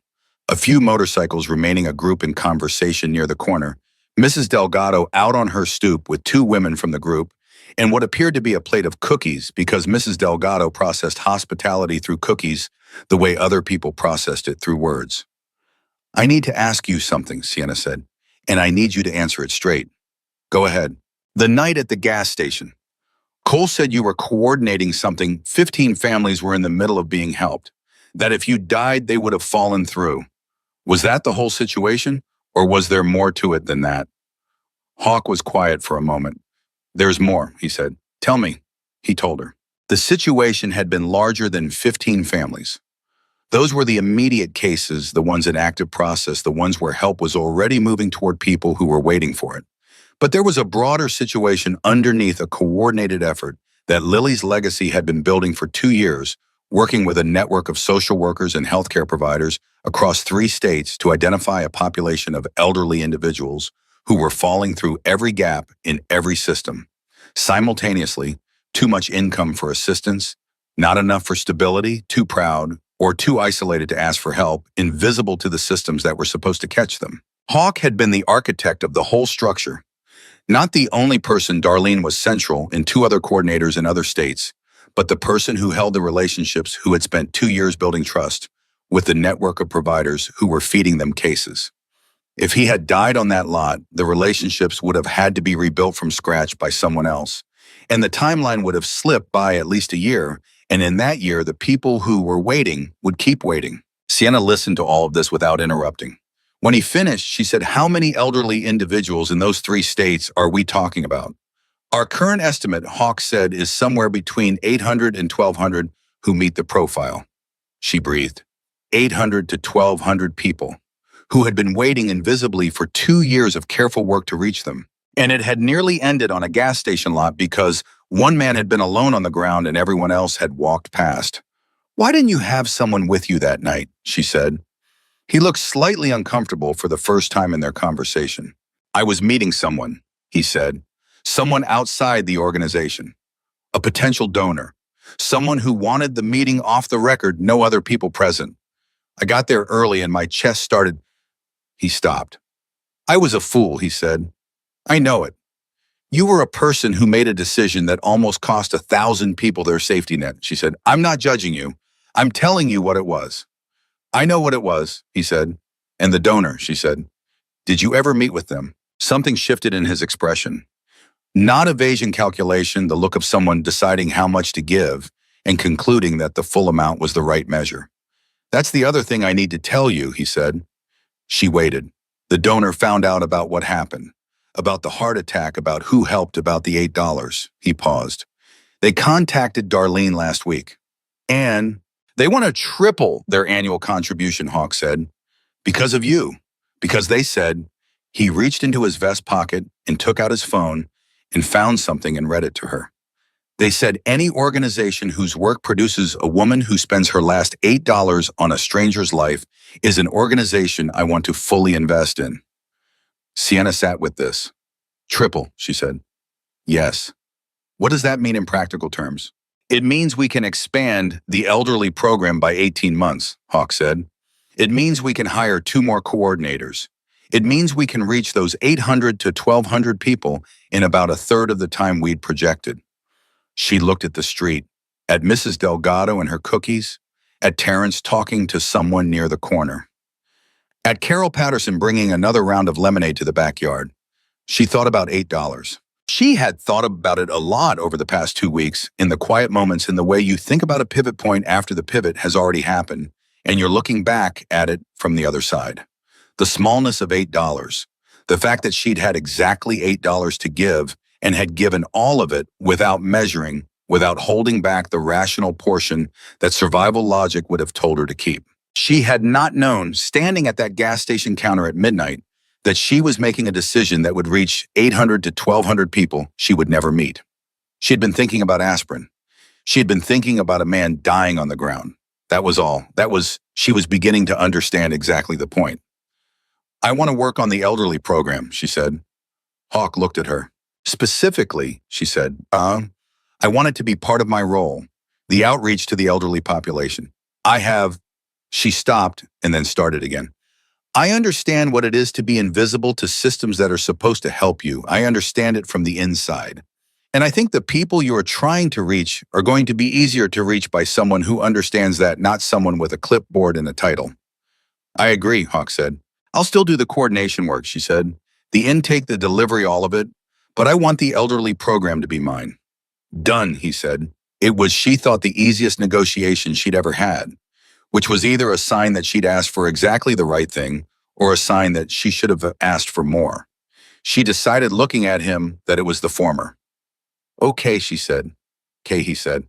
They sat for a moment in the afternoon quiet of the street, and somewhere someone was still working. She could hear the sound of a tool, a drill, or a wrench coming from the direction of the Pattersons' fence, and the sound was ordinary and good, the sound of a thing being fixed. It was Rhonda who broke her open, though she didn't intend to.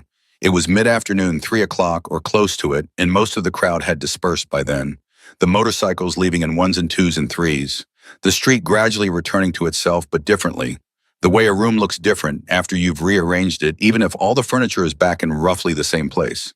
Rhonda came and found her near the building entrance and touched her arm. "Can I say something?" Rhonda said. "Of course," Sienna said. "I told you to be careful," Rhonda said. "I told you about Maya and high school and long memories." "You did," Sienna said. "I was thinking about the wrong things," Rhonda said. "I was thinking about how the world would see you, what it would cost you."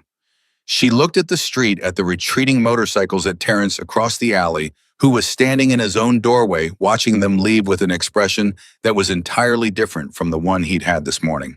"I wasn't thinking about what it would give." "You couldn't have known," Sienna said. "No," Rhonda said. "But you did. You knew on some level what you were doing when you stopped, didn't you?" Sienna thought about this honestly. I didn't know anything, she said. I saw a man and I stopped. That's the whole of what I knew. That's what I mean, Rhonda said. That's what you knew, that he was a man and he needed help. You didn't need the rest of it to stop. You just stopped. She squeezed Sienna's arm and went back inside, and Sienna stood in the doorway, and the thing that cracked open this time didn't close back up immediately the way it usually did. It stayed open for a moment long enough for her to feel the full weight of the last 2 weeks pass through it. The $50, the aspirin, the 11 minutes, the letters on the wall, the 15 families, the 800 to 1,200 people, the lemonade and the laughter from the Pattersons' backyard, and Terrence shaking her hand, and Deb's face in the window, and Maya in her pajamas walking out into a street full of strangers because she wasn't afraid. Because her mother didn't walk past things. And Maya had been watching her mother not walk past things for 12 years, and it had made her someone who didn't need to be told when something was real and when it required her presence, who just came downstairs anyway. Sienna stood in her doorway and held herself very still until the feeling finished moving through her, and then she straightened and went inside. Maya was at the kitchen table doing homework. The cereal bowl from breakfast was still on the counter, washed and drying. The paper stars above the window were lit by the afternoon sun, throwing small shadows on the yellow walls. They're mostly gone, Maya said without looking up. Most of them, Sienna said. Are you okay? Yes, Sienna said. And then are you... Maya looked up at that, looked at her mother with those eyes that saw too much. I think so, Maya said carefully. I think I'm still working out what happened today. Me too, Sienna said. The man with the braid fixed Mr. Patterson's fence, Maya said. I saw. And Mrs. Delgado got grab bars. I know. And Cole left groceries for Rhonda. Yes. Why, Maya said, not a challenge genuine. The real question underneath everything else she'd watched today. I mean, I get it they were saying thank you to you, but why like this? Why not just, I don't know, a gift card or something? Sienna sat down across from her daughter. Because what you do, she said, slowly working it out as she said it, is what you understand. And what they understand is showing up, being physically present in a place where something needs doing and doing it. That's the language they speak. So when they wanted to say something big enough to be heard, that's how they said it. Maya thought about this. Like how you make grilled cheese when I'm having a bad week, she said. Sienna looked at her. Yeah, Sienna said, like that. Maya went back to her homework.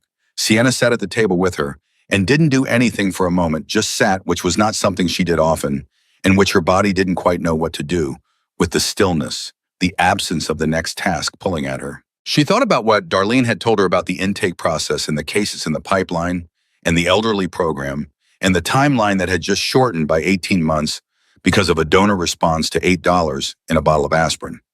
She thought about Hawk saying all the logistics in the world doesn't replace the thing you did. She thought about Josephine saying we don't make that happen. People already know how to treat each other. We just show up and they remember. The street outside was quiet now, or nearly. She could hear distantly the last few engines, one then, one more, then silence. The motorcycles were gone, the fence was fixed, the grab bars were secure, the gutters were clear, the lemonade glasses were in someone's kitchen being washed. And the street was its own street again, but it would never be quite what it had been this morning. Because this morning had happened, and you couldn't unhappen something once it had moved through people the way this had. You could try to return to the familiar grooves of what you'd believed before, and some people would at least partially because that was human nature. But the Pattersons had given lemonade to the men who fixed their fence, and Terrence had shaken hands. And Deb Kowalski had stood on the steps and talked to Hawk for 20 minutes, and Sienna had watched her face change in real time. Watch the picture update itself. Watch the woman she'd known for 4 years become someone who knew more than she had that morning. That didn't unhappen. Her phone buzzed. Darlene, good day's work.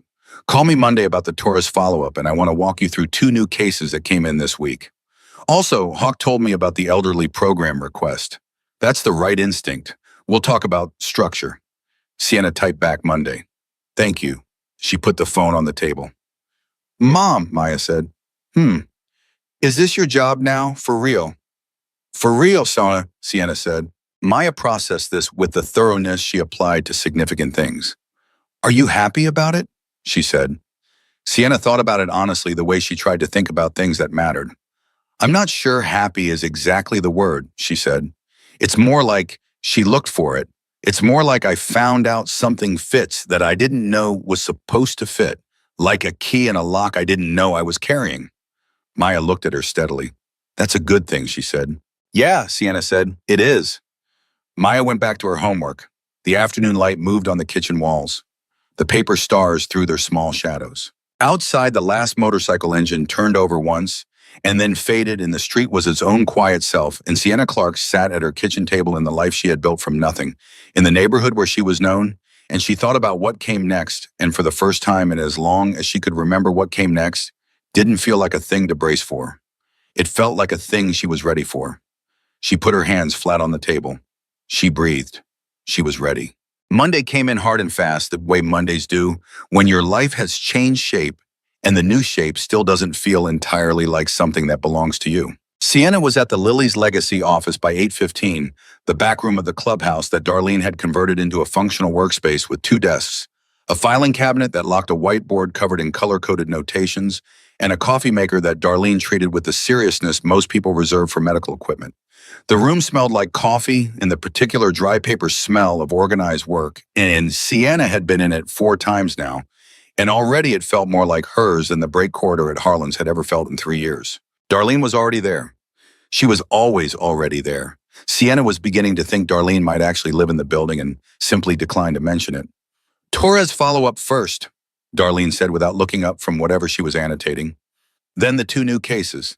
Then I want to show you the intake structure for the elderly program and get your read on the outreach strategy. Good morning, Sienna said. Darlene looked up. Something moved across her face that was the Darlene equivalent of a warm smile, precise, brief, genuine. Good morning, she said. Sit down. The Torres follow-up was clean. Angela Torres's power had stayed on. Her eldest son's equipment was running. She had called the intake line 3 times in the past week. Not with problems, but to check in, which Darlene said was a pattern. She recognized the pattern of someone who had been helped and couldn't quite believe it wasn't going to be taken away, and so needed to keep confirming it was real. What do we do with that? Sienna said. We answer every time, Darlene said. We answer and we don't make her feel foolish for calling. Eventually she'll believe it. How long does that usually take? Depends on how many times the world has taken things away from her before. Darlene said it plainly without drama as a clinical fact. For some people, weeks. For some people, months. For a few, a long time. She looked at Sienna. You know this. I do, Sienna said. Good. Then you know the follow-up is as important as the initial intervention. Sometimes more. We're not a one-delivery service. We stay in it until the person is stable enough that they stop needing to check. They moved through the 2 new cases with a speed and precision that Sienna found she could keep up with, which surprised her. She had expected to feel behind, to feel the gap between what Darlene knew and what she knew. And the gap was there, but it was traversable. She could see the shape of the work. She could see where her instincts fit inside the structure Darlene had built. It was the feeling of stepping into a role that had been waiting for someone with a specific set of damage and knowledge, and she had both. At 10 o'clock, a hawk came in. He had more color than the hospital version and less of the careful slowness, though he wasn't at full capacity, and she could see him managing it, the way he sat down before he had been standing long enough to need to, the way he breathed before answering the small compensations of a body that had recently reminded its owner of its limits. How's it going? He said. Ask me in a week, Sienna said. That means fine, Darlene said. Hawk smiled. I want to talk about Clark House, he said. Sienna set down her pen. They had mentioned it once briefly in the conversation about her job offer, the idea of a community resource center in her neighborhood, a physical space that Lily's Legacy could anchor and use as a hub for the kind of work that was currently done entirely through invisible networks. She had filed it away as a large idea that lived in the future, the kind of thing that was good to want, but remote from anything that could happen soon. It's not future, Hawk said, reading her expression with the accuracy she'd stopped being surprised by. It's now. We have a building on Clement Street 3 blocks from you. Been sitting empty for 2 years because the previous tenant left, and the owner is someone in our network who's been looking for a purpose for it. Darlene's run the numbers. Darlene slid a single page across the desk. Sienna looked at it. She was not by training a person who read financial documents fluently. She was a person who had spent her adult life reading budget lines and knowing exactly what they meant in practical terms, which was a different but sometimes more precise skill. She read the page the way she read her own budget, looking for what was real, what was possible, what required what. What it said in practical terms was that a community resource center at the Clement Street building was financially viable within 60 days, that the donor whose annual contribution had tripled was willing to provide a one-time capital allocation for the build-out, that staffing could begin immediately because there were people in the network who could provide services. A retired pharmacist, two social workers, a legal aid attorney who had been volunteering her time through Lily's Legacy for 3 years and had been asking for a physical location to do it from. "You said Clark House," Sienna said. "You're running it," Hawk said. She looked up from the page. "I've been here 5 days," she said. "You've been building toward it your whole life," he said. 5 days is just when you started getting paid for it." She held his gaze for a moment. "I want to name it Lily's House," she said, "not Clark House." Something moved across Hawk's face that was the hardest thing she'd seen from him. Harder than the hospital bed, harder than the letters on the wall. "That's Lily's name," he said. "I know," she said. "The legacy is invisible on purpose. But a community center isn't invisible. It needs a name that means something. And Lily is why this whole thing exists. People who walk through that door should walk through a name that has that story in it." The room was very quiet. Darlene was not annotating anything. Hawk looked at the table.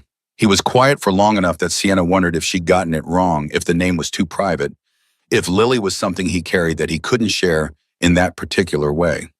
She was about to take it back to say she'd been overstepping when he looked up. His eyes were wet. He didn't seem to notice or to care. "Lily's house," he said. "Yes," Sienna said. "Yes," he said. "Okay, yes." Darlene made a note. Her hand was not entirely steady. The weeks that followed had a quality Sienna had never experienced before in her working life, which was the quality of moving fast in a direction that felt right. Not easy, nothing about the work was easy, and she made mistakes, and there were cases that didn't resolve cleanly, and situations where she second-guessed herself, and mornings where she got in early and looked at the whiteboard and felt genuinely small in the face of the need mapped out on it. But underneath all of it, running like a current, she could feel but not always see, was the sense that this was the right place for the specific person she was. She worked the elderly program with the intensity of someone who understood it personally. She developed outreach relationships with 3 senior centers, 2 hospital discharge units, and a network of home health aides who saw the same invisible population in their daily rounds. People who had fallen into the gap between too much and not enough, who were managing alone, and had been managing alone long enough that they'd forgotten they had any right to ask for something different. Her first solo case was a man named Earl. Darlene had flagged him from a referral out of a home health agency, 74 years old, retired steelworker widower, living alone in a house he'd owned for 40 years, which was the primary asset standing between him and a dignity he could no longer afford to maintain. The house needed a new water heater. The pipes had been gradually worsening for 2 years. He had been rationing hot water with the precision of a man who had learned to ration everything and had been doing it so long he'd stopped thinking of it as hardship and had started thinking of it as just the way things were. He had not asked for help. He would not have asked. The home health aide who came twice a week had mentioned it obliquely in a general report because she knew how to notice without making a person feel exposed. Sienna called Earl on a Tuesday morning. She had thought about how to do it the night before going through it, the way she prepared for things that mattered, not scripting it, but feeling for the shape of it. She knew from her own experience and from the 6 weeks she'd spent watching Darlene work that how you made the first contact was almost everything. Too official and people closed. Too casual and people didn't trust the competence behind it. The register had to be, "I'm a real person. This is a real conversation and I'm not here to make you explain yourself." Earl answered on the 3rd ring with the slightly formal phone voice of someone from a generation that treated the telephone as an instrument deserving of ceremony. "Mr. Earl Briggs," she said. "Beacon Palm," he said. "My name is Sienna Clark. I'm with a community resource organization called Lily's Legacy. I got your name from the Home Health Network, and I want to be straight with you about why I'm calling." "All right," he said. "I understand you've had some trouble with your water heater," she said. "And I'm not calling to pry into your situation. I'm calling because we have people who can fix that, and we don't charge for it, and there's no paperwork, and no waiting list, and no means test. I'm calling to ask if you'd like us to come take a look." The silence on the other end lasted about 6 seconds. She waited. She didn't fill it. "I've been making do," Earl said. I know, she said. You're good at making do. That's clear. I'm just saying you don't have to if you don't want to. Another silence, shorter this time. What's the catch? He said. There isn't one, she said. I know that sounds like exactly what someone with a catch would say. So I'll tell you this, call me back if you want after you've thought about it. I'll give you my number. Take a week if you need it. I'm not going anywhere. She gave him her number. He called back in 4 hours. All right, he said when she picked up. I'll let you come take a look. She sent a team the following day. Earl's water heater was replaced by noon. The pipes were assessed and 2 were repaired on the spot, and a 3rd was scheduled for the following week. Earl stood in his kitchen while they worked and didn't say much. But when the team lead told him the hot water would be fully restored by end of day, something in his face moved that was not happiness. Exactly, it was older and quieter than happiness. The expression of a man who has held something tightly for a long time and has just been told he can put it down. When Sienna called that evening to follow up, he said, "You know what I did when I got hot water?" "What?" she said. "Took the longest shower I've had in 2 years," he said. "Stood there until the tank ran out. Just stood there." She had to hold the phone away from her ear for a moment. When she brought it back, she said, "Good. You should do it again tomorrow." He laughed. Earl Briggs had a laugh that belonged to a younger and larger version of himself, the full chest version, and it came out of him like something released, like it had been stored somewhere and needed the right key. "I might," he said. "I just might." She put the phone down and sat at her desk in the back room of the clubhouse, and she thought this is the key Hawk was talking about. This is what fit. It was 6 weeks after the Saturday of the motorcycles when the journalist called. She hadn't expected it, though. Darlene told her afterward that she had been watching for something like it since the morning of 450 bikes, because that kind of event didn't stay invisible no matter how carefully you tried to manage the aftermath. Someone had filmed it. Of course, someone had filmed it. 450 motorcycles on a residential street. Someone was always going to film it. The footage had circulated in a local Facebook group, then been picked up by a local news affiliate, and from there it had moved the way things move when they have enough emotional content to catch on a current and travel. The journalist was from a national outlet. She was professional and warm, and she had clearly done significant research before calling, which Sienna respected, even while she was deciding whether to talk to her at all. "I want to tell your story," the journalist said. "Not the biker story, not the motorcycle spectacle version. The real story. The woman, the $8, what it actually was." "Lily's legacy doesn't do publicity," Sienna said. "I know," the journalist said. "I've spoken with Mr. Hawkins. He's leaving the decision to you." Sienna held the phone. She thought about the wall of letters, the ones that said, "I don't know who you are, and I need you to know you saved us, and I still don't know how you knew." All those families writing into a void, giving their gratitude to an address that didn't have a face on it. She thought about Earl, about Angela Torres, about the 800 to 1,200 people in the elderly program pipeline who were still waiting. She thought about what visibility would mean. Not for Sienna Clark specifically, she was not under any illusions about the complications of being a public face for anything, knew exactly what it would cost her in privacy and in the specific piece of being unknown. But for the work, for the families who were still invisible, for the next person who might need a Lily's legacy and didn't know one existed because Lily's legacy had been invisible by design. She called Hawk. "She's going to want to talk about the organization," Sienna said. "We can't go public the way we've been operating if the organization is public. We'll have to change some things." "I know," Hawk said. "Are you ready to change them?" A pause. "Are you asking me if I'm ready to let this become something bigger than I've been keeping it?" "Yes," she said. 11 years ago, Hawk said slowly, I sat on my bike at a rest stop and asked myself what Lily would want the rest of my life to look like. He paused. "I think she'd want this." "I think so too," Sienna said. "Then let's talk to the journalist," he said. The piece ran on a Thursday morning 6 weeks after the Monday Sienna had started her new job.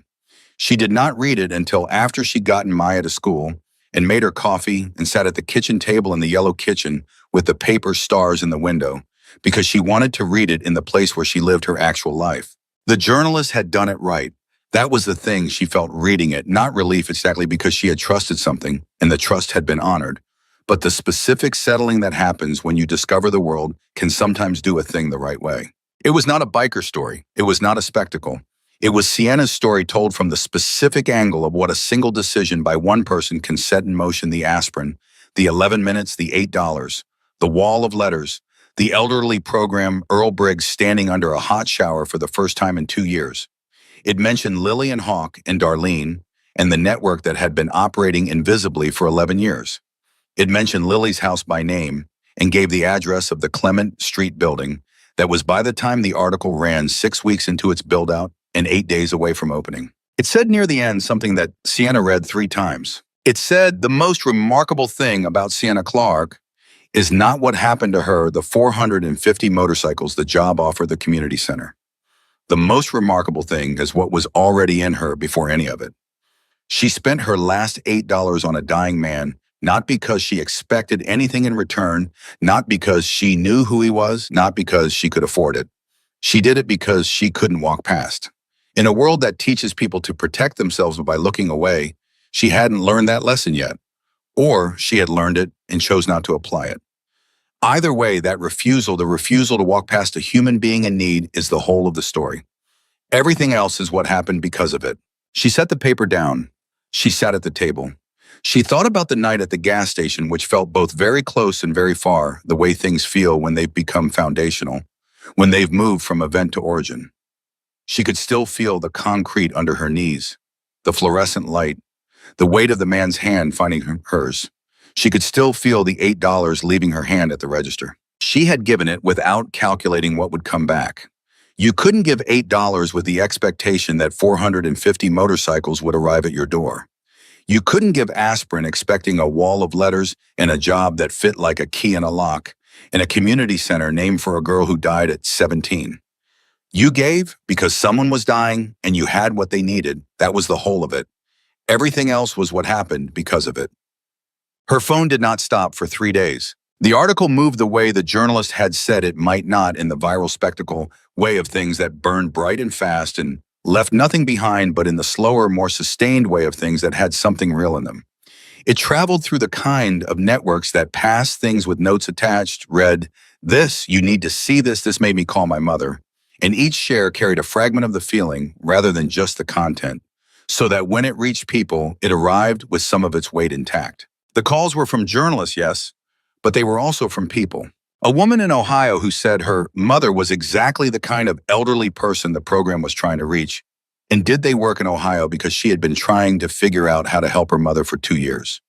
A man in Louisiana who had a building he'd been looking for a purpose for and wondered if Lily's legacy might be interested. A social worker in Chicago who said she had been quietly identifying cases for 2 years and had no network to send them to, and was this the network? Sienna answered every call. Darlene had to come to her on the second day and say with gentle precision, "You cannot answer every call yourself. That's not scalable and it's not sustainable, and I need you functional, not flattened." "I know," Sienna said. "Then delegate," Darlene said. "I'm working on it," Sienna said. "Work faster," Darlene said. She was learning delegation the way she'd learned everything else, by doing it imperfectly and correcting and doing it again. She brought in a woman named Patricia, who had found them through the article and who turned out to have been a customer service manager for 15 years and had the specific unflappable quality of someone who had answered difficult calls professionally for a decade and a half and still cared about the person on the other end of each one. Patricia handled the incoming calls. Sienna handled the ones that Patricia flagged as needing her specific kind of judgment. The Ohio mother was connected to a network contact in Cincinnati within the week. The Louisiana building was assessed remotely, and a conversation begun with the owner about how it might serve a Lily's legacy expansion. The Chicago social worker became the network's first formal referral partner outside the original 11 states, which meant the map on the wall of the back office had to be updated, which Darlene did with the contained satisfaction of a person who has been waiting for a reason to expand a map. On the 8th day after the article, Lily's house opened. She had wanted the opening to be quiet. Not because she was modest about it. She had stopped being purely modest about the work because the work was too important for her modesty to be the thing that protected it, but because she wanted the first people to come through the door to come as themselves, not as audience members to a moment. She wanted it to feel from the first day like what it was supposed to be, a place that existed for the people who needed it, not for the story of why it existed. Hawk disagreed. Not on the principle he agreed with the principle. He disagreed on one specific element. Let the neighborhood come, he said. Let the people who were on the street that Saturday come and see what it became. They're part of the story too. They deserve to see it. She thought about it and decided he was right. So the opening was quiet in the sense of no press, no cameras, no speeches, but it was not small. The neighborhood came. The Pattersons, Rhonda, Terrence, who brought his wife, who Sienna had somehow never met in 4 years of living across the alley from him, and who turned out to be a school teacher with a voice like a bell and a handshake like a declaration. Deb Kowalski came in her good cardigan and her good shoes and stood in the front room of the building and looked around at what it had become and said to Sienna quietly, "This is what you saw, isn't it? This is what you were moving toward." "I didn't know I was moving toward anything specific," Sienna said. "I was just moving." "That's how you get places," Deb said. "That's exactly how." Mrs. Delgado came with her walker and inspected the grab bars in the bathroom. First thing, she had specific opinions about grab bars, now earned expertise, and declared them adequate, which was high praise from Mrs. Delgado, and then settled into a chair in the main room and didn't leave for 3 hours, which was how Sienna discovered that what Mrs. Delgado had needed possibly for longer than the grab bars had been loose was somewhere to be. Earl came. He drove himself, which Sienna had not been sure he would do. He had mentioned his car, the way people mention things. They're no longer fully confident of, and he parked carefully and came in with the formal ceremony of a man who had dressed for an occasion, and he stood in the main room and looked around and thus found Sienna and said, "I want to do something." "What?" she said. "Volunteer," he said. "I don't know what you need, but I've got time and I know how to fix things. 40 years in the steel mill, I know how to fix things." She looked at him. "We have a building full of things that need fixing," she said. "Then we're in business," Earl said. He was there 3 days a week for the next 4 months without missing it a single day. Cole was there for the opening too, and he found her near the end of the afternoon when most of the neighborhood guests had gone and she was standing in the front room of Lily's house for a moment alone, just standing in it, feeling its dimensions. "How does it feel?" he said. "Like it was always going to be here," she said. "Like we just had to get here." "Hawk's outside," Cole said. "He wants a word." She found Hawk on the front step the same way she'd found him on her steps that first Saturday, standing slightly to one side of the center of things and watching. He heard her come out and turned. "Good day," he said. "Good day," she said. They were quiet for a moment. "I want to show you something," he said. He reached into his vest pocket and brought out something small, a photograph old enough that the edges were worn, the color slightly faded in the way of photographs from before everything was digital and permanent. He held it out. She took it. A girl, 17 or so, maybe younger, with Hawk's dark eyes and a smile that was enormous and entirely unguarded, the smile of someone who didn't know yet that the world would eventually give them a reason to be more careful with it. She was in a hospital bed, but you almost didn't notice the hospital because the smile was filling up so much of the frame. "Lily," Sienna said. "Yeah," Hawk said. She looked at the photograph for a long time. "She looks like someone who would have done exactly what you described," Sienna said. "The fairness thing, showing up for the person the world wasn't showing up for." "She would have," Hawk said. "She did actually in the time she had. She used to drag food from the hospital cafeteria to families she saw who didn't have any. She'd disappear for 45 minutes and then come back with a tray, and she'd never say where she got it." His voice had that particular quality it got when he talked about Lily not broken, because he'd had 11 years to make it something then broken, but careful the way you're careful with something irreplaceable. "I think she stole it," he said. "I think she stole food from the hospital cafeteria and gave it to strangers and never told anyone because she didn't want to get caught and have to stop." Sienna looked at the photograph. "She would have loved this place," she said. "She would have run it better than either of us," Hawk said. She handed the photograph back. He looked at it for a moment before putting it away. "Sienna," he said. "Yeah." "Thank you for the name," he said. "It was always hers," Sienna said. He nodded once. He put the photograph back in his vest pocket, close to the left side, close to where his heart was. 3 months later, Sienna was sitting in the back office at Lily's Legacy. Not the clubhouse back room anymore, but the actual office in Lily's house, which had its own desk and its own coffee maker, and a window that looked out over Clement Street, where she could see people coming in and out all day when Maya appeared in the doorway after school. This had become a thing. Maya came to the building after school twice a week. She did her homework at the small table in the front room and sometimes talked to people who came in and sometimes helped Earl with small things and had developed an opinion about the grab bars in the bathroom that was strongly influenced by Mrs. Delgado's expert assessment. Today, Maya dropped her backpack and came to stand in the office doorway and said, "Mom." Sienna said. "We got assigned a personal narrative essay for English," Maya said. "Okay. The prompt is, write about something that changed the way you see the world." Sienna looked up from her desk. Maya was looking at her with the look that had started when she was about 3 years old and had never changed, the one that saw too much, that sorted things by their real weight rather than their apparent one. "I think I know what I'm going to write. Not to write about," Maya said. Sienna held her gaze. "What are you going to write about?" she said. $8, Maya said. Sienna breathed. "You don't have to make it about me," she said. "It could be about the organization, about what it does." "It's about you," Maya said flatly, and with total certainty, the way 12-year-olds are certain when they've already decided something and are only nominally asking. "It's about what you did and why you did it and what happened. And I'm going to say that the most important thing I ever learned from you is that you can't change anything by walking past it." The office was quiet. Outside, Sienna could hear the front room. Earl's voice, low and measured, explaining something to someone. The sound of the door. Someone coming in. "Okay," Sienna said. "Okay," Maya said. "Write it," Sienna said. Maya nodded once, decisive, and went back to the front room. And Sienna listened to her go and then turned back to her desk and the 3 cases open in front of her and the whiteboard with its color-coded map that now extended past the original 11 states and the list of referral partners, and the note from Darlene that said Ohio intake formally operational as of Monday, in the neat, exact handwriting that said Darlene took even Post-its seriously. She looked at all of it. She thought about $8.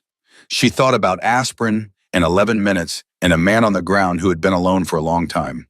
She thought about cornflakes and $1.42 and a cracked phone screen and the yellow walls and the paper stars. She thought about walking into a gas station at midnight and almost not stopping. She thought about the 1 degree of turn that had been the difference between walking past and stopping, between the life she had been living and the one she was living now, between 800 to 1,200 invisible people and a network that was finding them one by one, and a building in their neighborhood called Lily's house, where you could walk through the door and be met by someone who understood what need looked like from the inside and was not going to make you document it or justify it or wait. She thought about Lily, 17 years old, stealing food from a hospital cafeteria for strangers and never telling anyone because she didn't want to have to stop. She thought about what Reverend Gaines had said: "You already know what you're going to do. You're just working up to saying it." She thought about Rhonda in the window crying without self-consciousness. She thought about Earl's laugh coming out of him like something released. She thought about Maya at 12 years old writing an essay called $8 and knowing with the total certainty of a child who has spent her whole life watching exactly what it was about. She picked up the next case file. She got to work, because that was what she did. That was what she had always done and what she would keep doing, with or without $8 in her pocket, with or without anyone watching, with or without the knowledge of what it would set in motion. She stopped for people. She stayed. And that all of it, every thread of everything that had grown from that one midnight decision in a gas station parking lot, that was what happened when you did. The girl who had $8 became the woman who changed hundreds of lives, and she did it the only way any life ever truly changes anything. One choice made with clean hands in the dark, when nobody was watching, and there was everything to lose, and she stopped anyway. She always stopped. That was who she was. That was who she had always been. And nothing, not poverty, not exhaustion, not fear, not the weight of a life lived in the margins of what the world called enough, nothing had ever been able to change that about her. Nothing ever would.